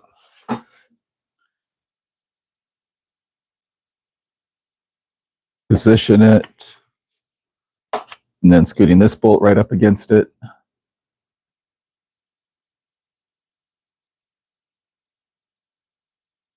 Tighten it down. Tighten it down. All right. I've seen a bunch of these kinds of jigs on other YouTube channels, and it seems like most of the time they've got like just a little clamp that they engage, and that would make it a lot easier. But I don't have those little clamps, and so I do have the microfit stuff. So I figured why not try that.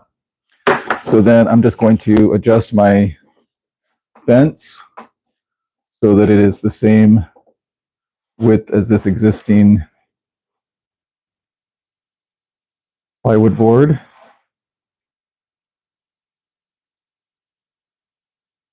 And then lock it down. And I need to get my stuff here. All right. Hey, Billy. Good to see you. Yeah, move my tensioner bolts. Exactly. You got it. Should work very nicely. I hope so. Hope so.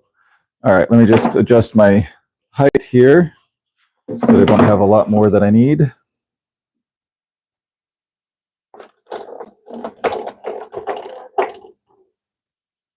Should be about right. Okay. And on my table saw, I've got the table saw hooked up to a switch that connects to the shop back. And then I've got a separate cyclone separator connected to the shop back here. So that way, whenever I turn on my table saw, it's already ready to collect dust. And looks like I didn't quite have it lined up properly.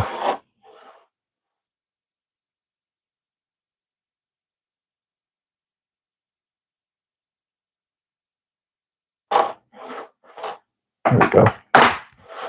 All right.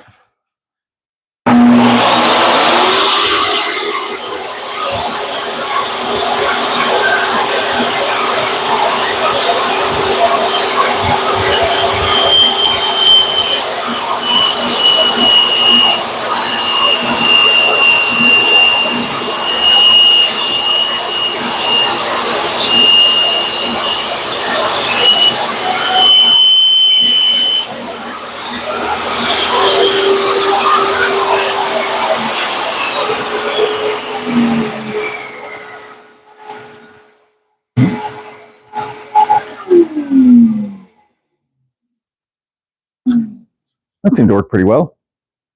All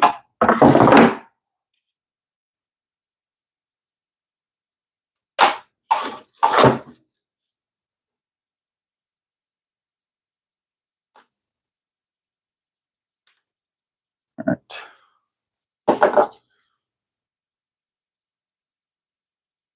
So I'll just start stacking things over here on the lathe. And let me find my offcut bucket from before with my cherry wood offcuts. All right.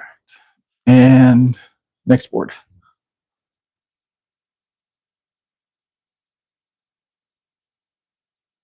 I don't really like that one. I might save him for later.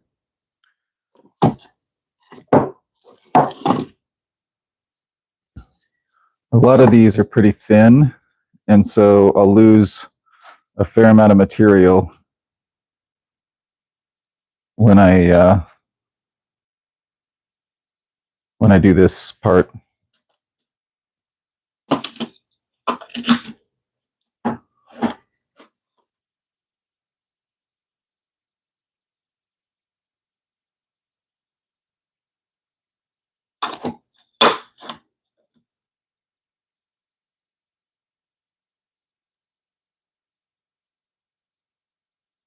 Gotta cinch him in closer.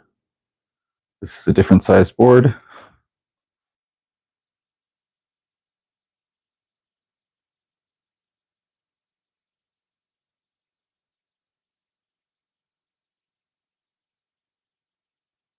Okay. And away we go.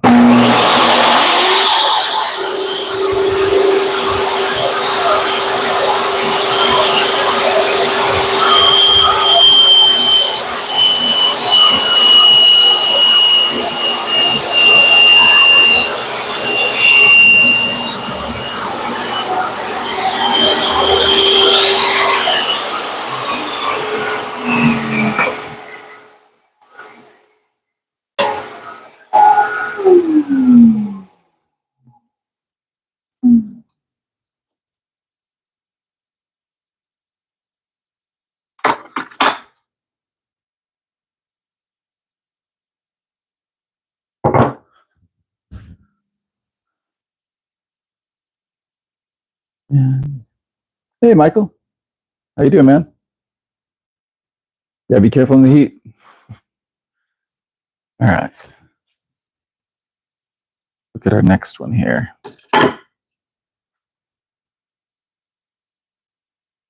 Let's do this one.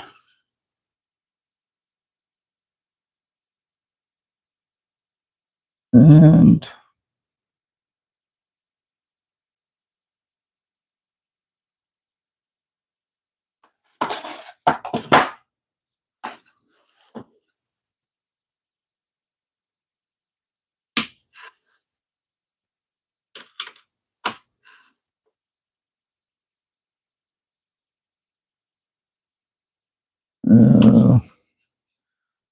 wants me to have to take off a fair amount because it's so curved.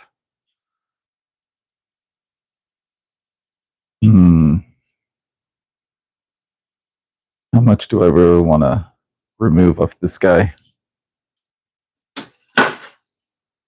what it looks like if I do it from this side.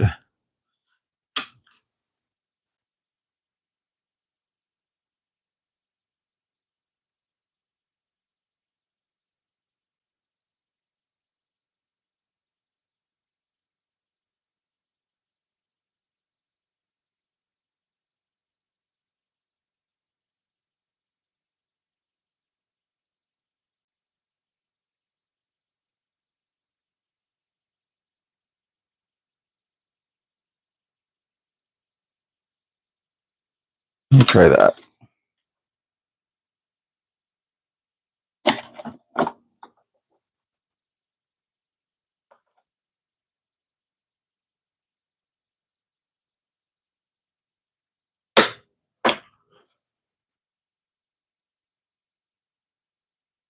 I was thinking I should wax these grooves that I cut for the, oh, of course I bumped that. Oh, no, I didn't. I just was not wanting to take off as much as I normally do.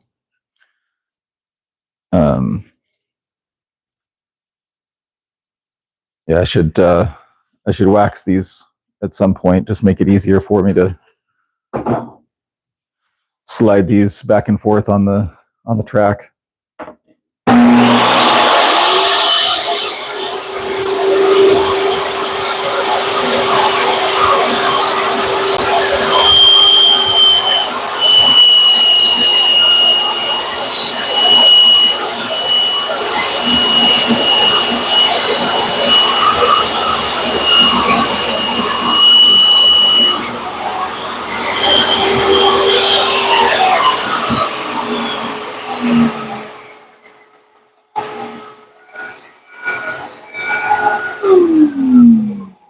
That eats away at more of the board because it's so curved.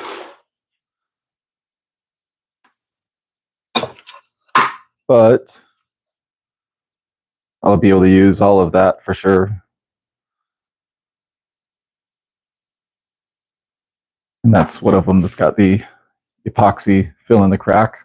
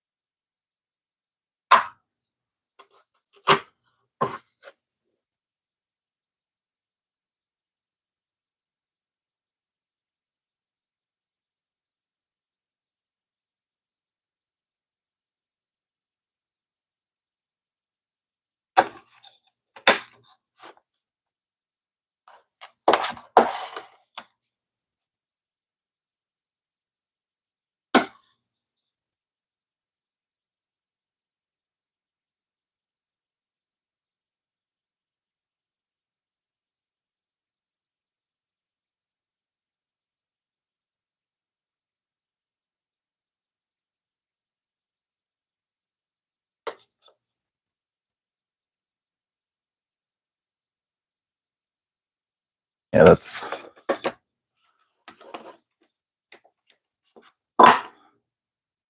not as smooth as I want it to be yet.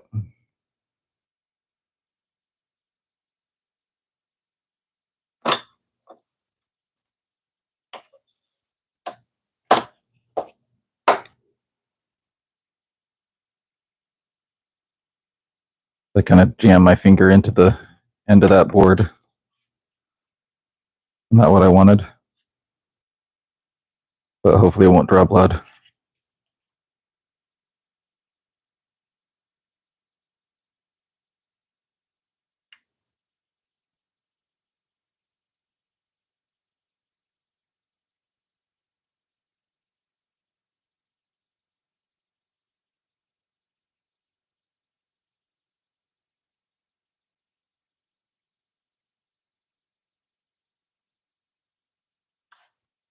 All right, that seems pretty secure.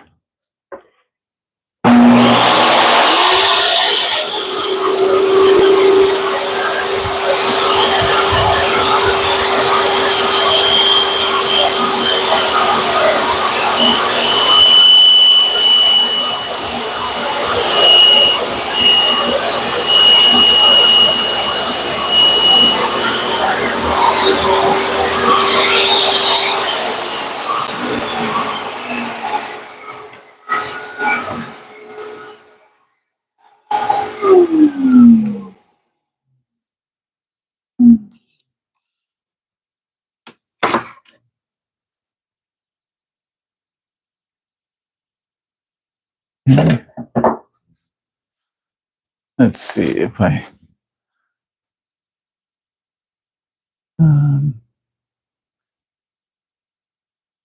pretty clever trick. You know, it works. You know, I'm sure there are better, but this works with what I've got. And Billy bought a big pack of big water and Gatorade. That's probably good. And 1 week should have took off. Yeah. Glad you don't cut timber anymore. Thanks, Billy. All right. The next one here.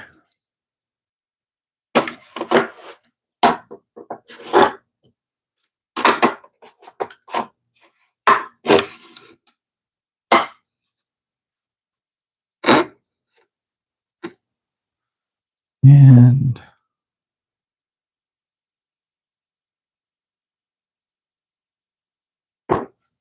that down. About right.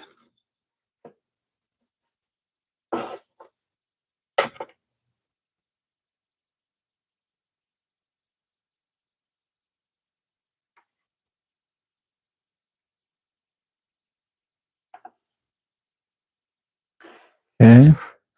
I wonder if wouldn't be a better angle for you guys to come from over here. So you can actually see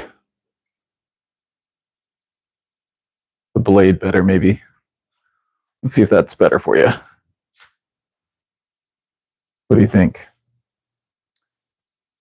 Oh, gotta go, Cowboy. Well, hey, thanks for jumping in. Appreciate it. And yeah, you be coming by more often. Awesome. Appreciate it, man. All right, on we go.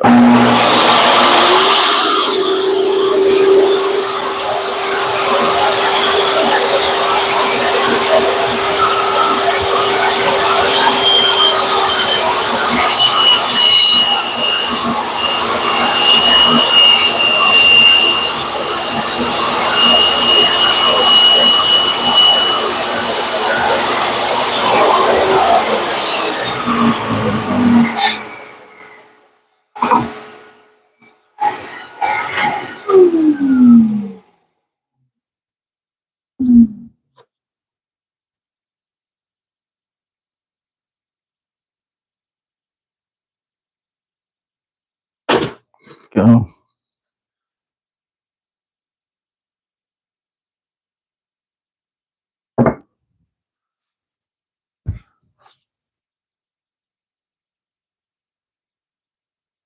Let's see.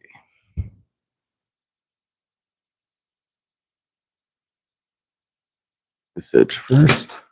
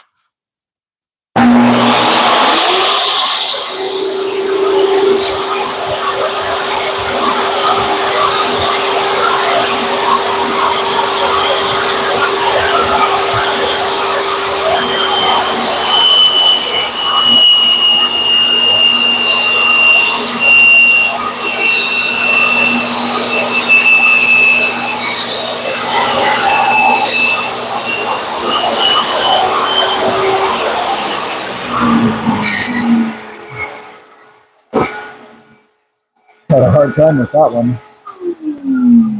Had a fair amount of burning on both the offcut and on even more on the workpiece there.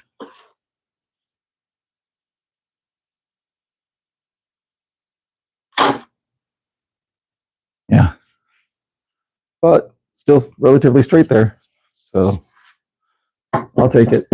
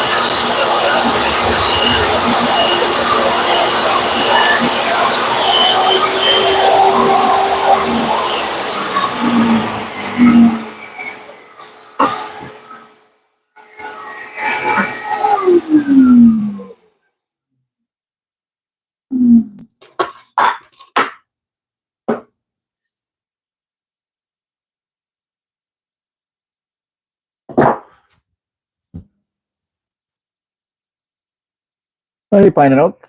How you doing, man? Roger, good to see you, man. Let's see. And Billy, you're buffing out. Does that mean you got to go? If so, hope you have a great night. Thanks for joining in. This is my jointing jig. So a lot faster than trying to use the jointer for this stuff.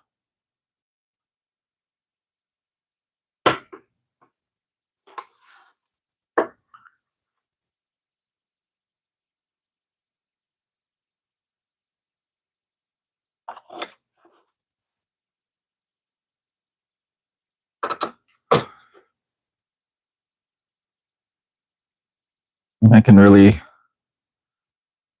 dial in where I want the cut to be rather than with a jointer. Seems a little bit more haphazard, a little bit more luck of the draw, I guess. So.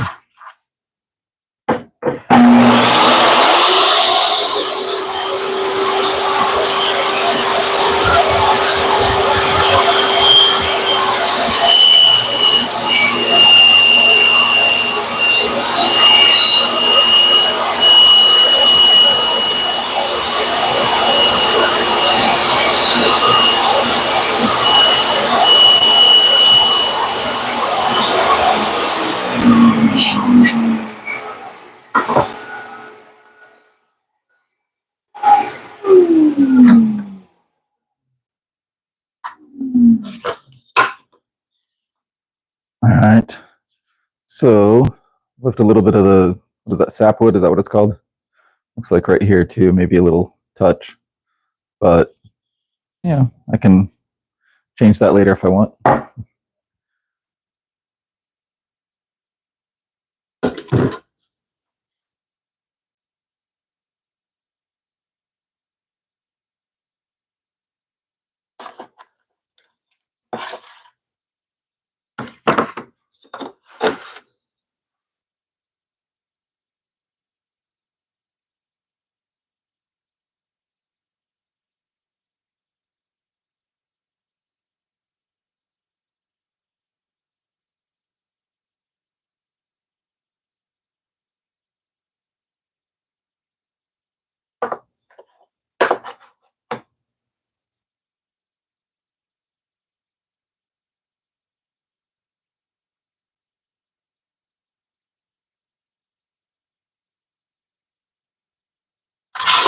Right.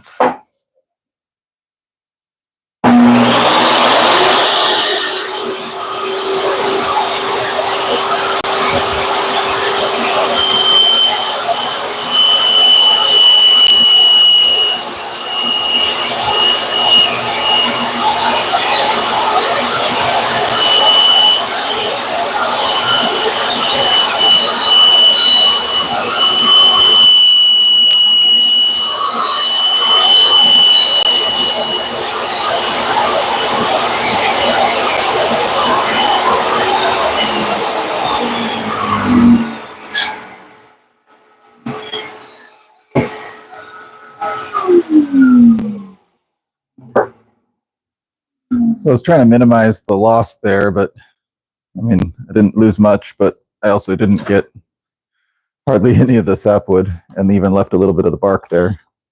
So I think I'm going to pivot this over a little bit.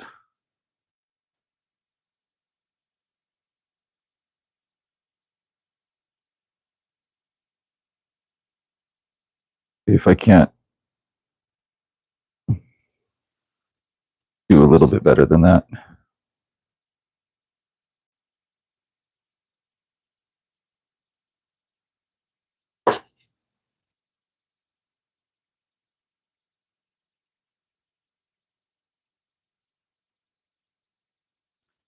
Kind of tough with that angle of that board, but let's see if that works.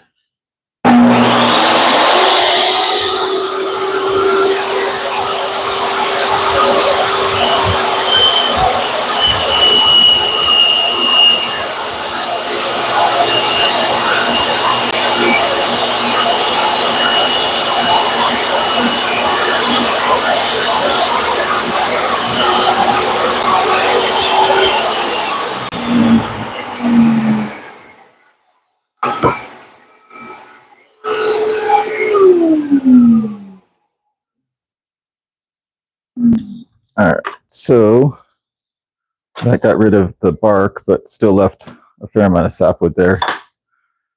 And I'm okay with that for now. I might change my mind on it later, though. And as far as I know, I'm allowed to do that.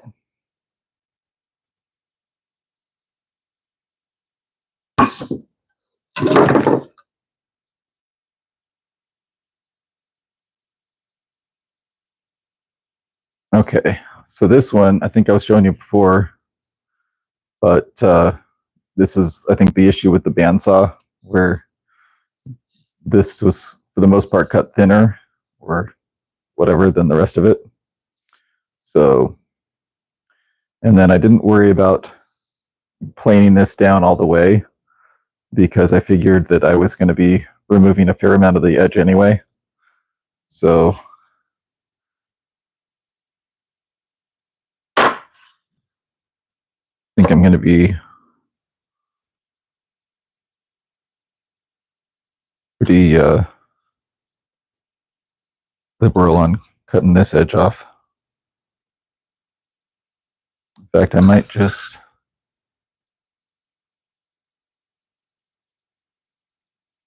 I think it's going to be just fine looking at it from this angle.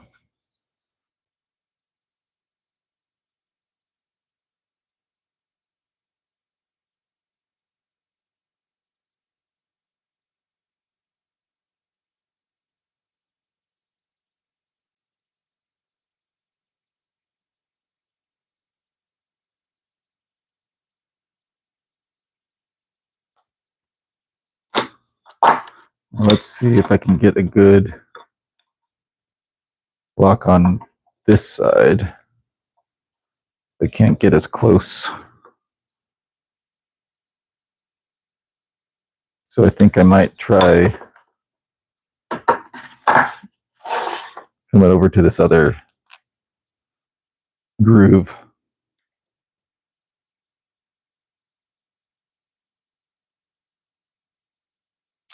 Maybe I won't try it. There you go. I think I need to clean that up.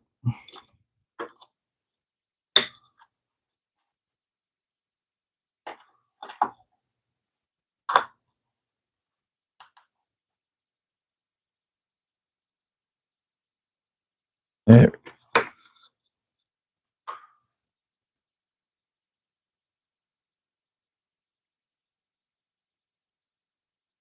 See if this gives us a better grip.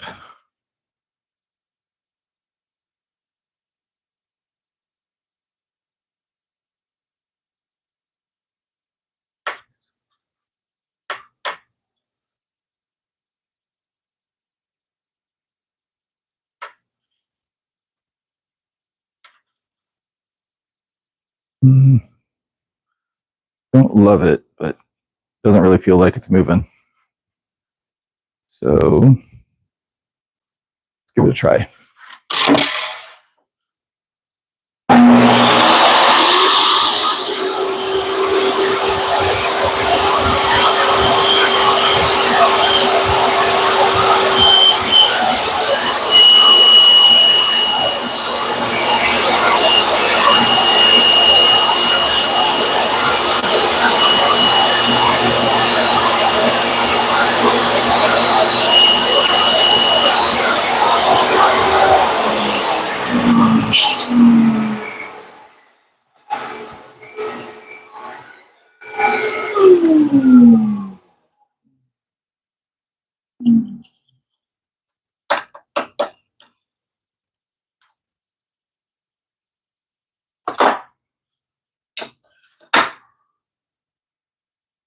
Hey, you know what? I think that did pretty well. I was thinking I'd have to cut off here anyway, and that narrows, so that should work.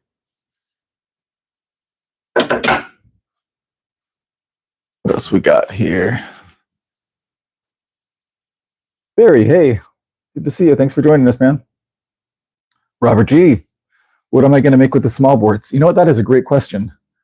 So my plan has been to make a shoe rack for my mom. And so I'm milling up all of this cherry wood for it, right? And let me get some of the boards that I've previously milled. And kind of show you my plan if I can. So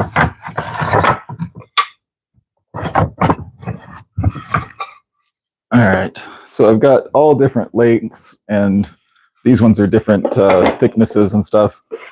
But but if we just imagine these are all the same length, I was thinking that I might, well, let's just assume that this is the full length of the, well, that doesn't work as well. Let me see how I can demonstrate this better. All right, so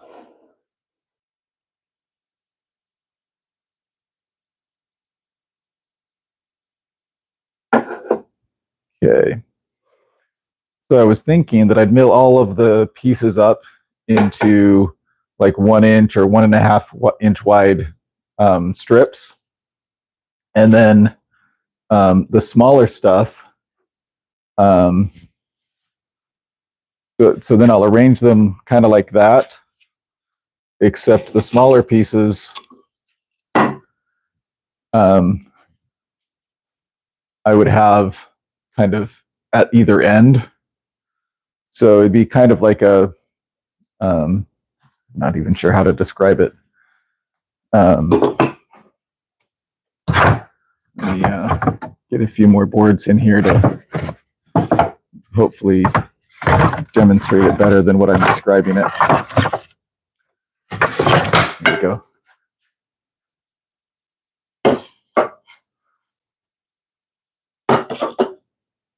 Okay.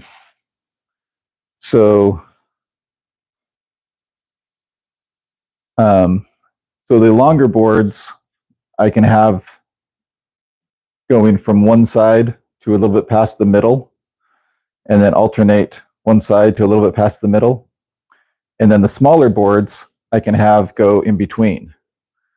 So they would fill the gaps right here on each end, and over on the opposite side too. The idea is that I wouldn't have to have a complete shelf. I'd be able to have gaps, and as long as those are all uniform, cut them all to like 1 inch or 1.5 inch, then it works. And so that was kind of what I was thinking.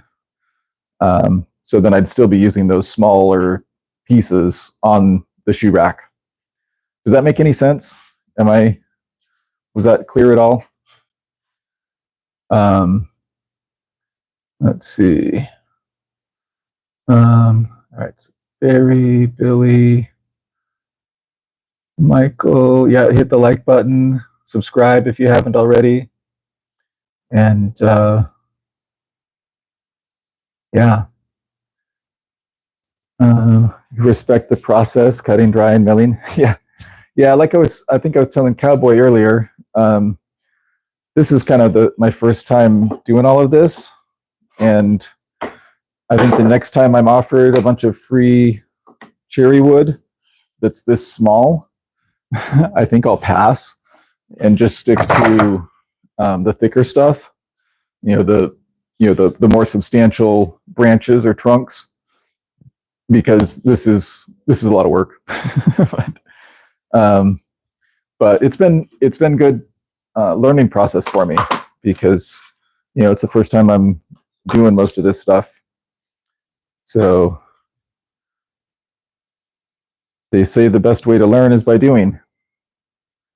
So I figured, why not try doing? And I'd much rather learn on material that was free rather than material that cost me a lot at the hardwood store.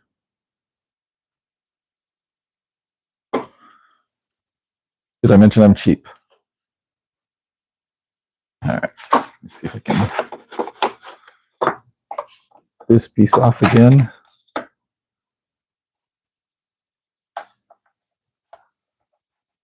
Yeah, I had some issues in routing the groove here. There we go. I should probably sand it out, blow it out a little bit too. But there we go.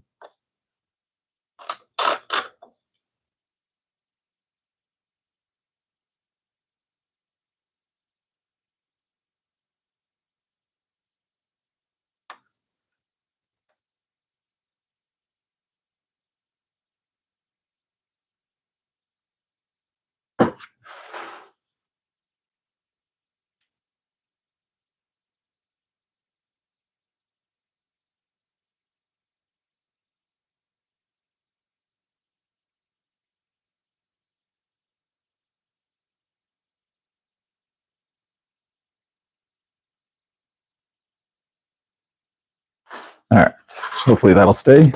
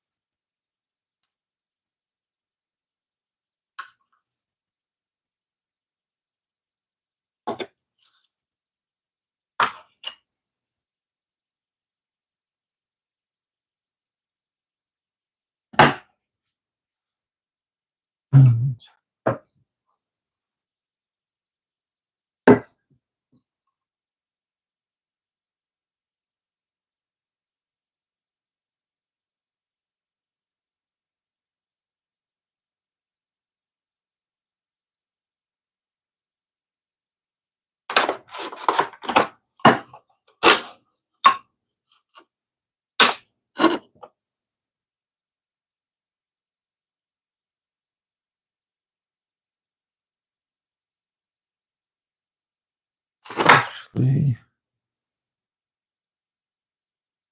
we need to have this side up.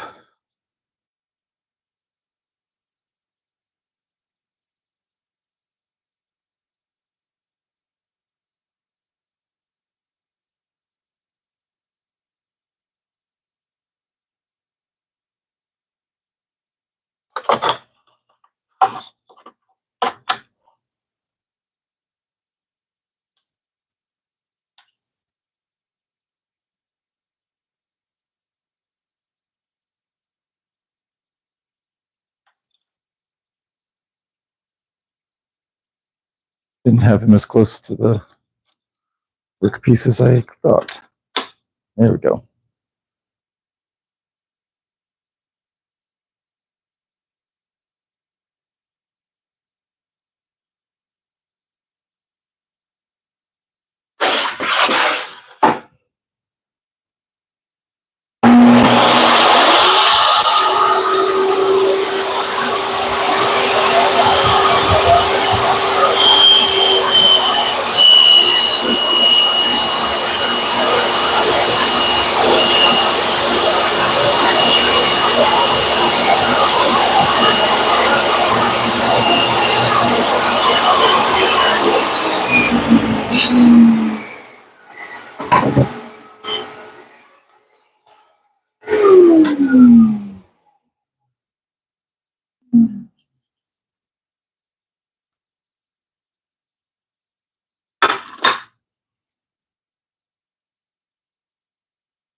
And then this is the epoxy filled crack.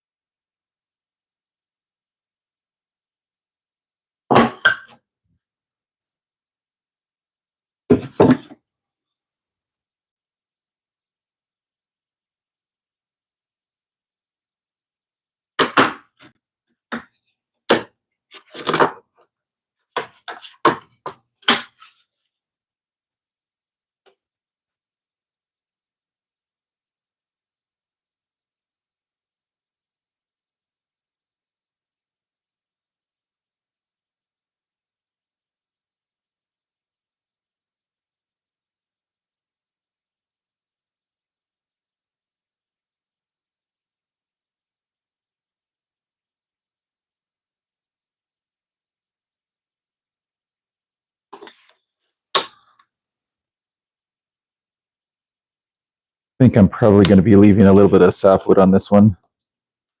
That's okay.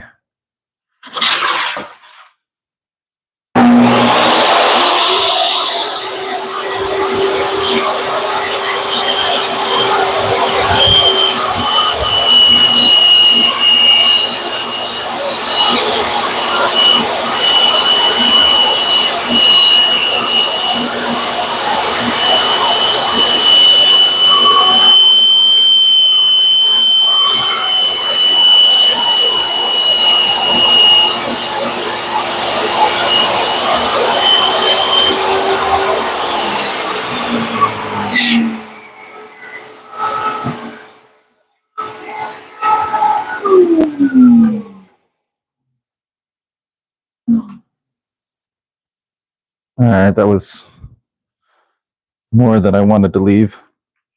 So I'm gonna adjust that a little bit here.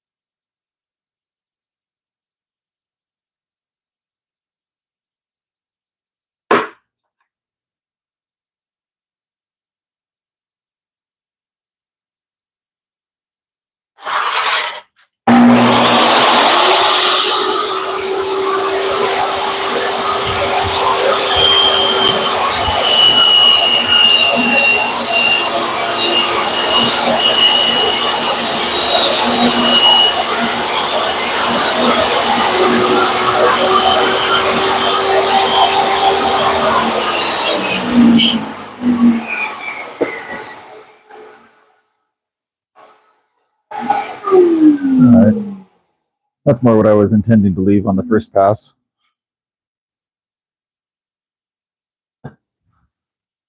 And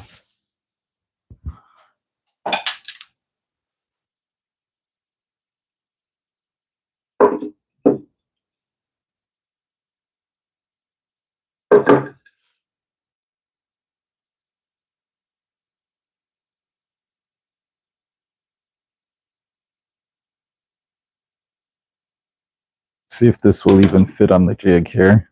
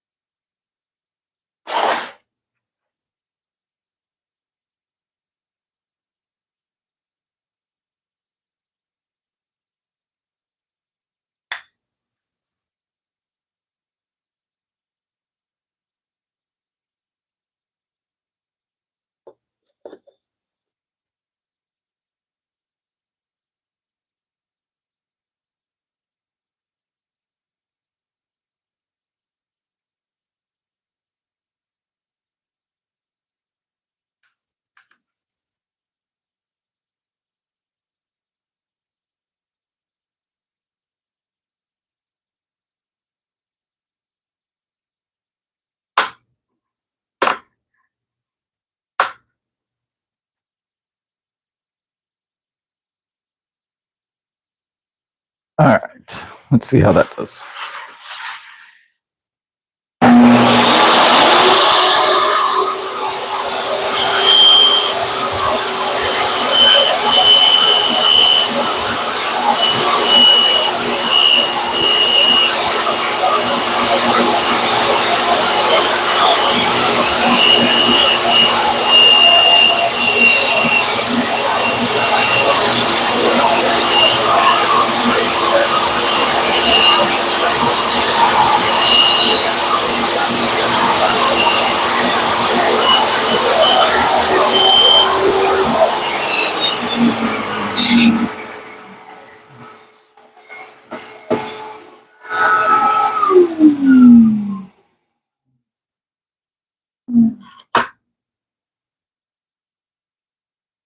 See, that worked.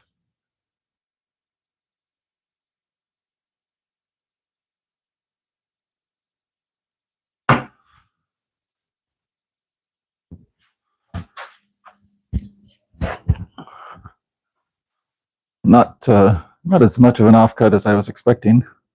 Not too terrible. All right.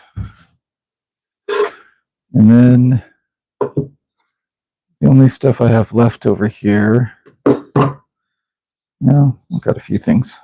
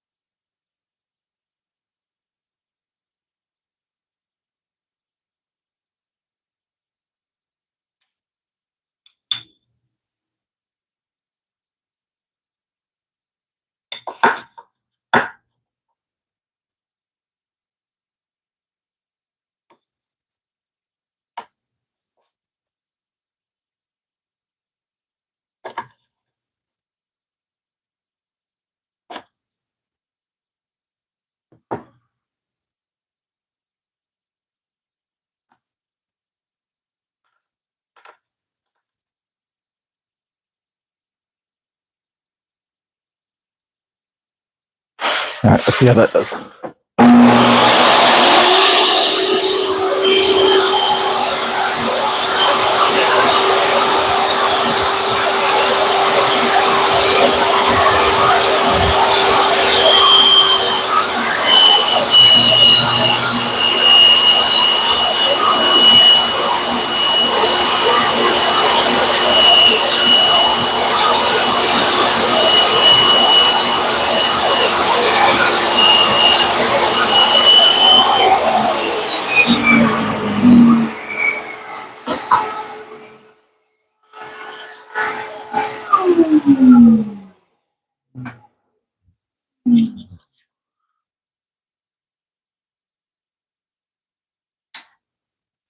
Thought I had a couple of burning spots, but looks like I've just got the one. The other is just the epoxy pour from that knot.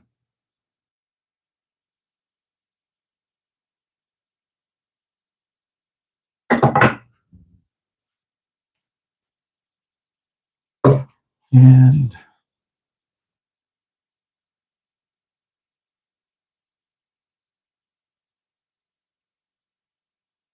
let's see here.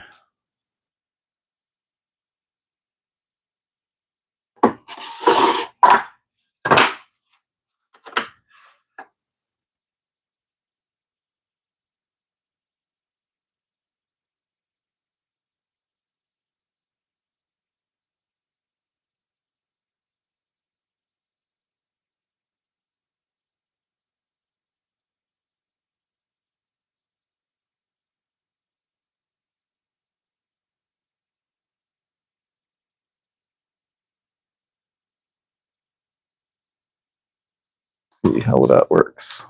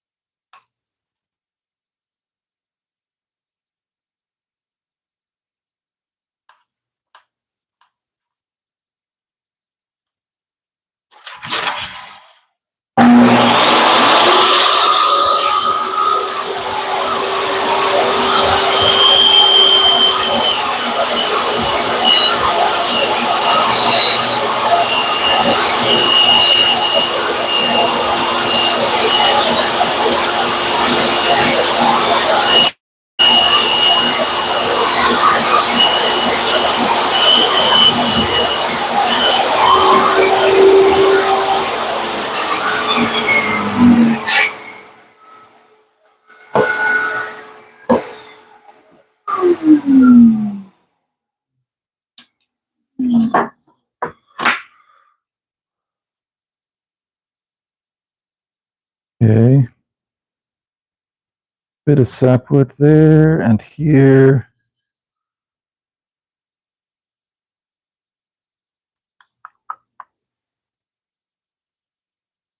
Yeah, I'm gonna take off a little bit more.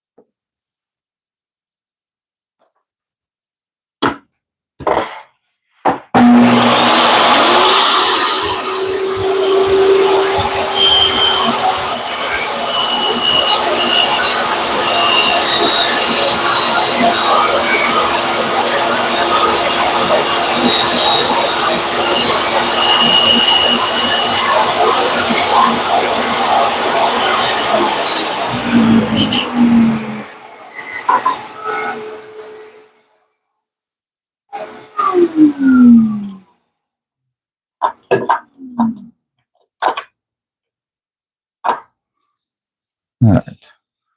So I just got a tiny bit of sapwood there, and then of course up here where the branch narrows. Okay. And I think I'm probably just going to use this guy for something else, because I don't even have anything there. Like I could maybe cut it and use this segment, and then cut it down here and use this segment, but I'm just not going to worry about that for now. All right, so with that, means we're done with the jointing jig for the moment. So I will put it back in its hiding place up here.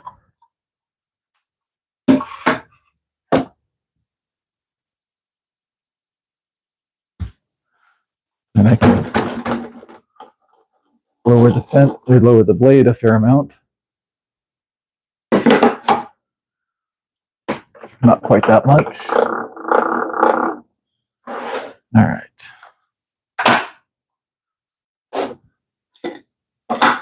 And now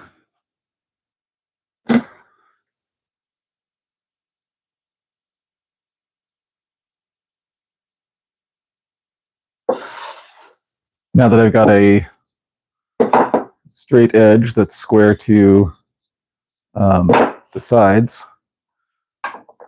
I can just use the table saw to cut those guys.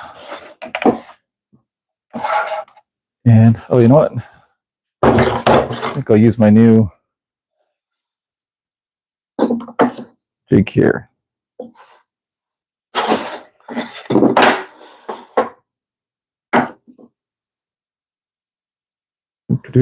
Just made this yesterday out of some scrap. Just glued and, well, wood glue and some super glue to make it dry faster. And then just use the bandsaw to cut out a little segment here.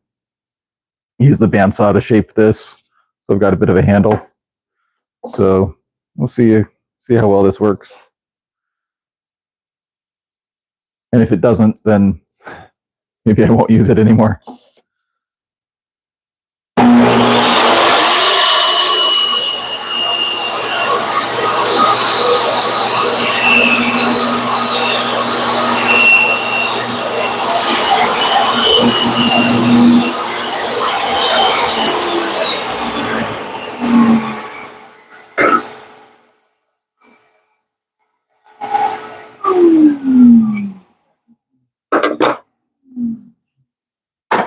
That worked okay.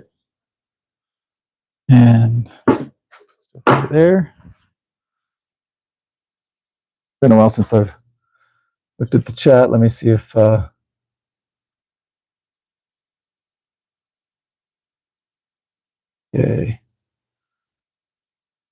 Yeah. Oh, hey, Old Path, how you doing? Hey, someone mentioned that you had a live tonight. How did that go?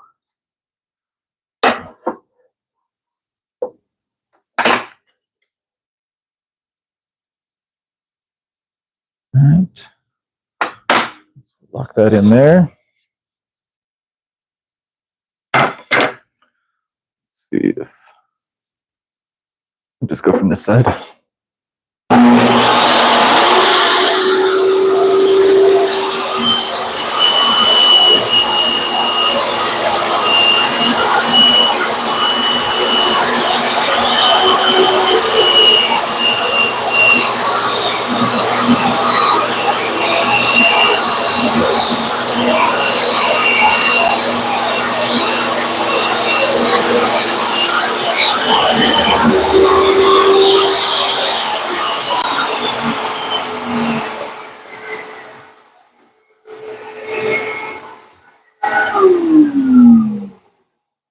A little bit of burning on that one.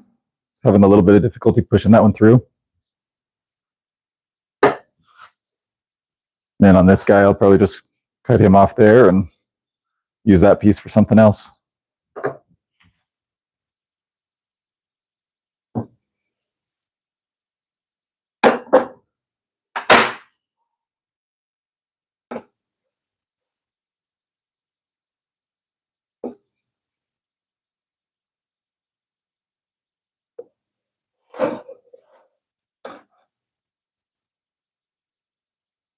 You know what, that might be pretty much where I need it to be.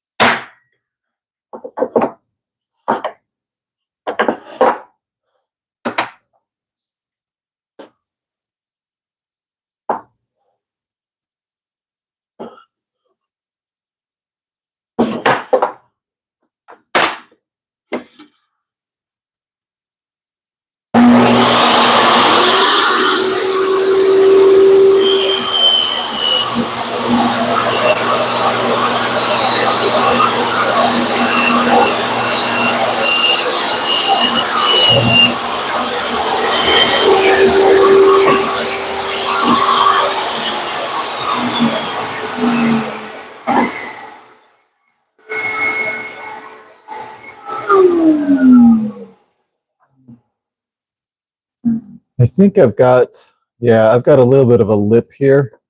So I need to adjust my zero clearance throat plate because it's not quite the right depth all the way around.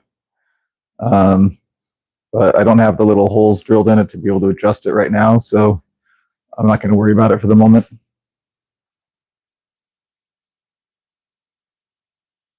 Oh, wrong place, wrong direction. There we go.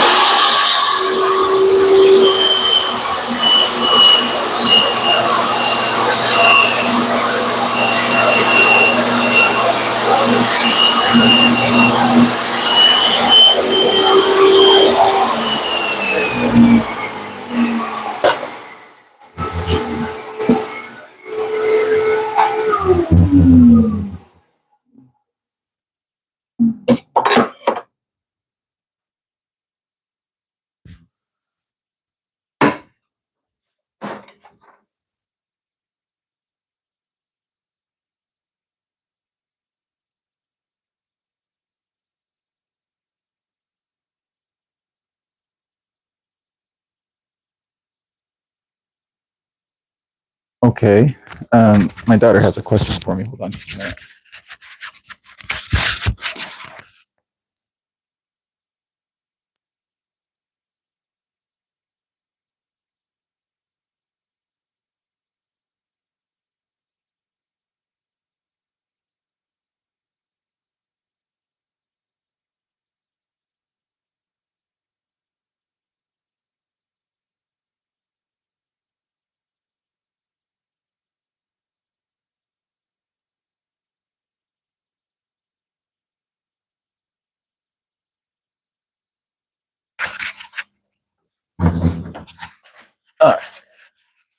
My daughters are going to a camp tomorrow, and they want to know when they're supposed to go.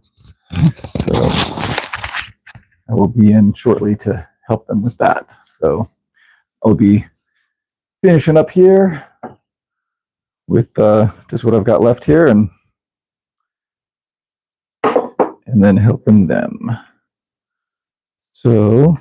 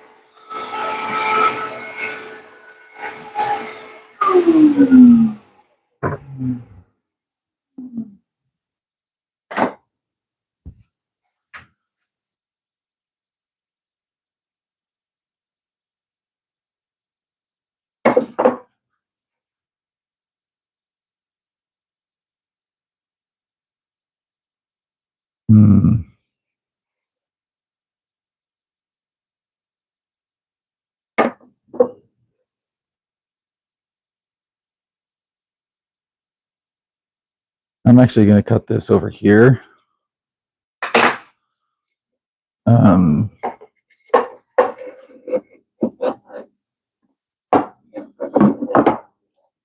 Because I think I might be able to get like an inch, inch and a half over the full length there, or near the full length. And then, so right there, from there to there, and then I might be able to get a partial right there. So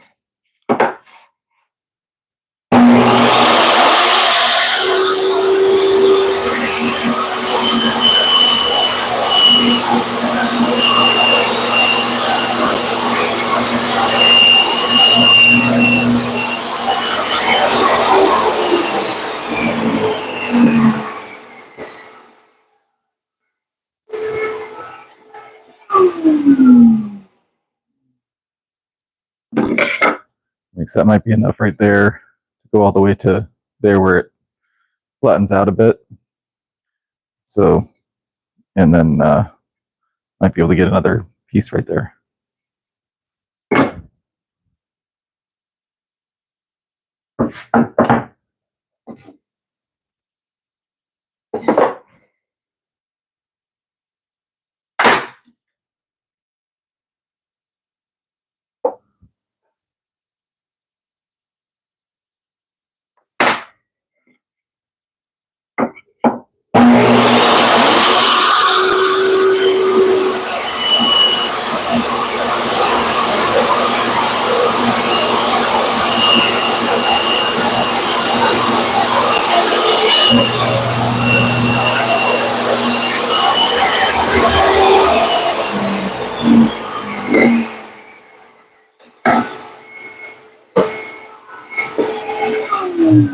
Some burn marks on that one.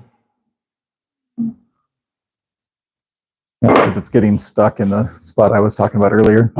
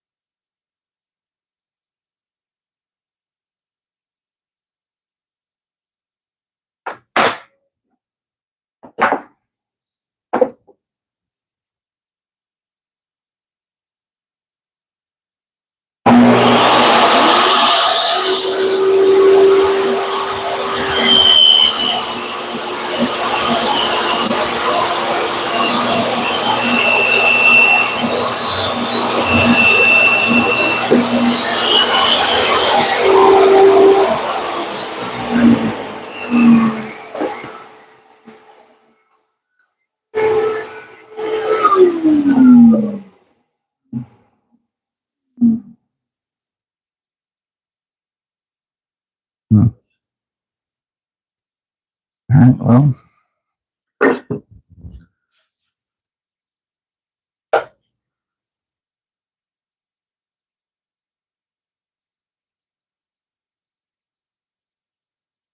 All right, I think I'm going to do similar thing on this one. Try to get this length here.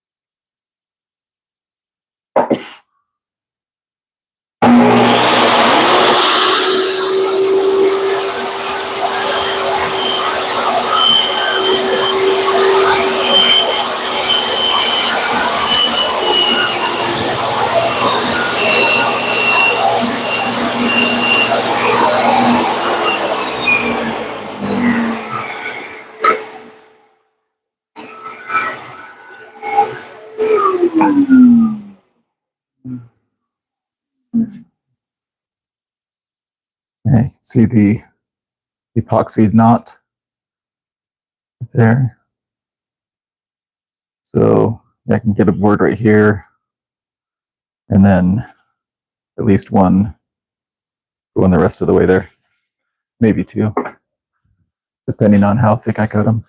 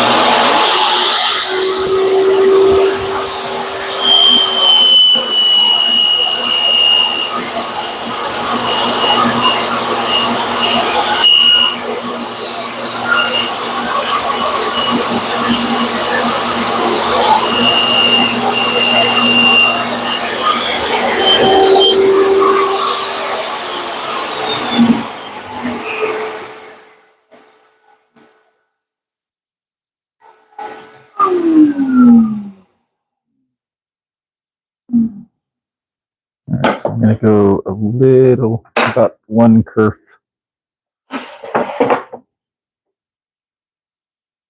over so that I can get rid of that sapwood.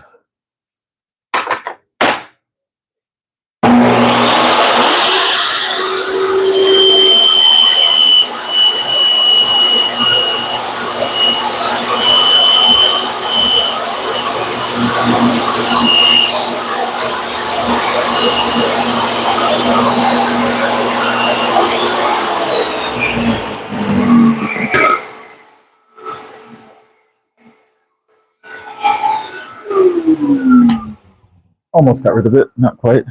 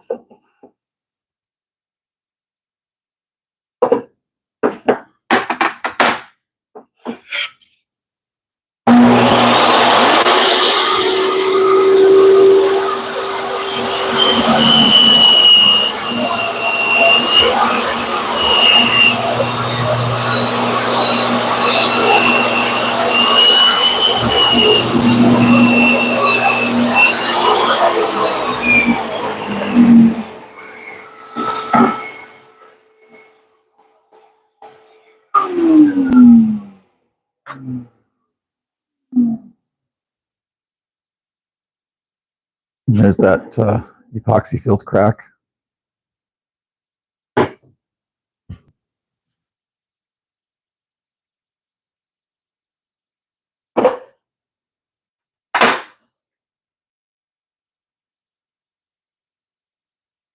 All right, I know I've got this here, but I'm thinking I might be able to get something there. Get at least a couple different inches of material.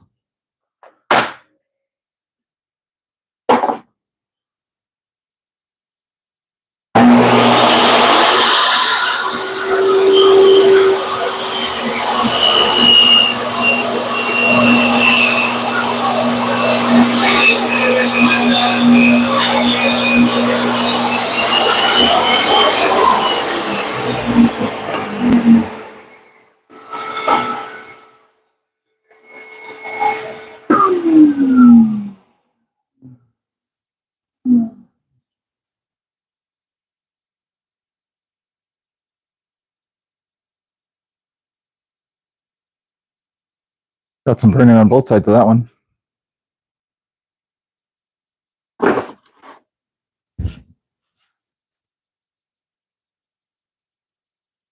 All right.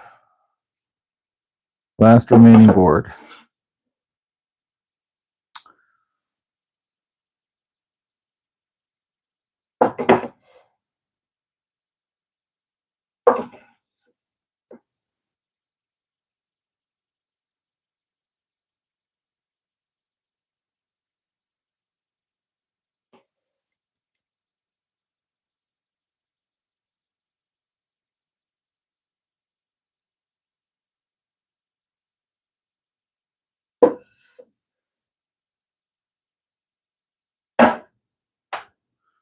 I'm going to try cutting it where it's at right now, and I know I won't get rid of this, but see if I can salvage some of this.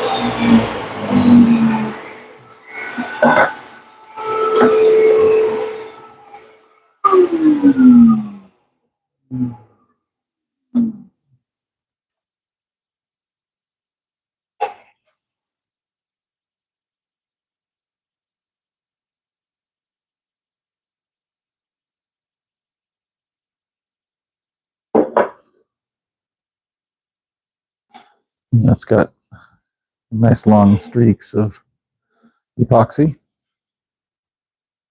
All right. Well, that's all the wood. So let me just show you what we've got for all of our labors tonight.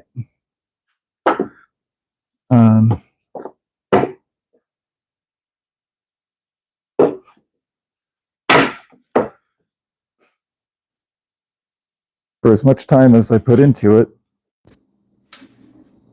I'm not sure that this is sufficient wood, but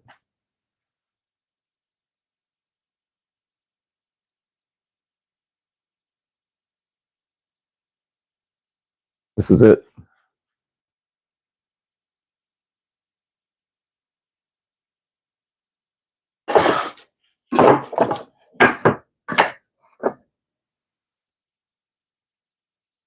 So I jointed these ones but didn't plane them because they were thinner and I didn't want to plane everything down to that same thickness. So it's everything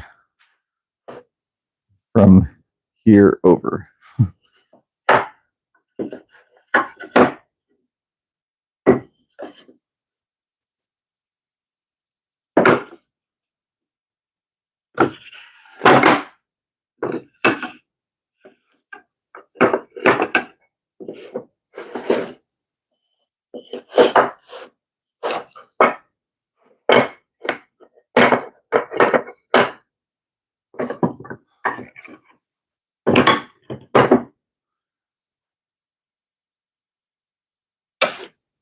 So give you a bit of a visual representation. So is that worth all the time? I don't know. Like I said, I'll probably pass on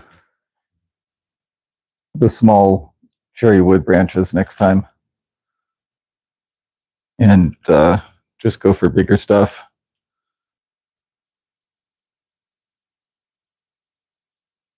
And all right, I can take off the protective equipment now. That up there, and hey Johnny, good to see you. I don't know if you can see me now, but and then Somebody said hi, but I do not recognize those characters. I apologize for not knowing whatever language that is. It looks Oriental, so Chinese, Japanese. Doesn't really seem Chinese or Japanese to me. Is it? Maybe it's an Eastern European. I don't know. So yeah, I think that's pretty much it for the night. Little disappointed in the output based on the number of hours put into it, but yeah, we'll see. Hopefully the projects that I make with this look really, really nice, and feel like it's super worth it. So anyway, all right, I am going to call it for the night, and thanks for joining me, and see you next time. Don't forget to like, subscribe, all the stuff. Appreciate you taking your time to be with me tonight, and hopefully we can catch you next time too. And Dooney, yeah. Hey Daniel, just wrapping up, putting the work in. Yeah, later, man. Yep. Thanks for jumping in. Appreciate it. And we'll see y'all on the next one. So, good night, guys.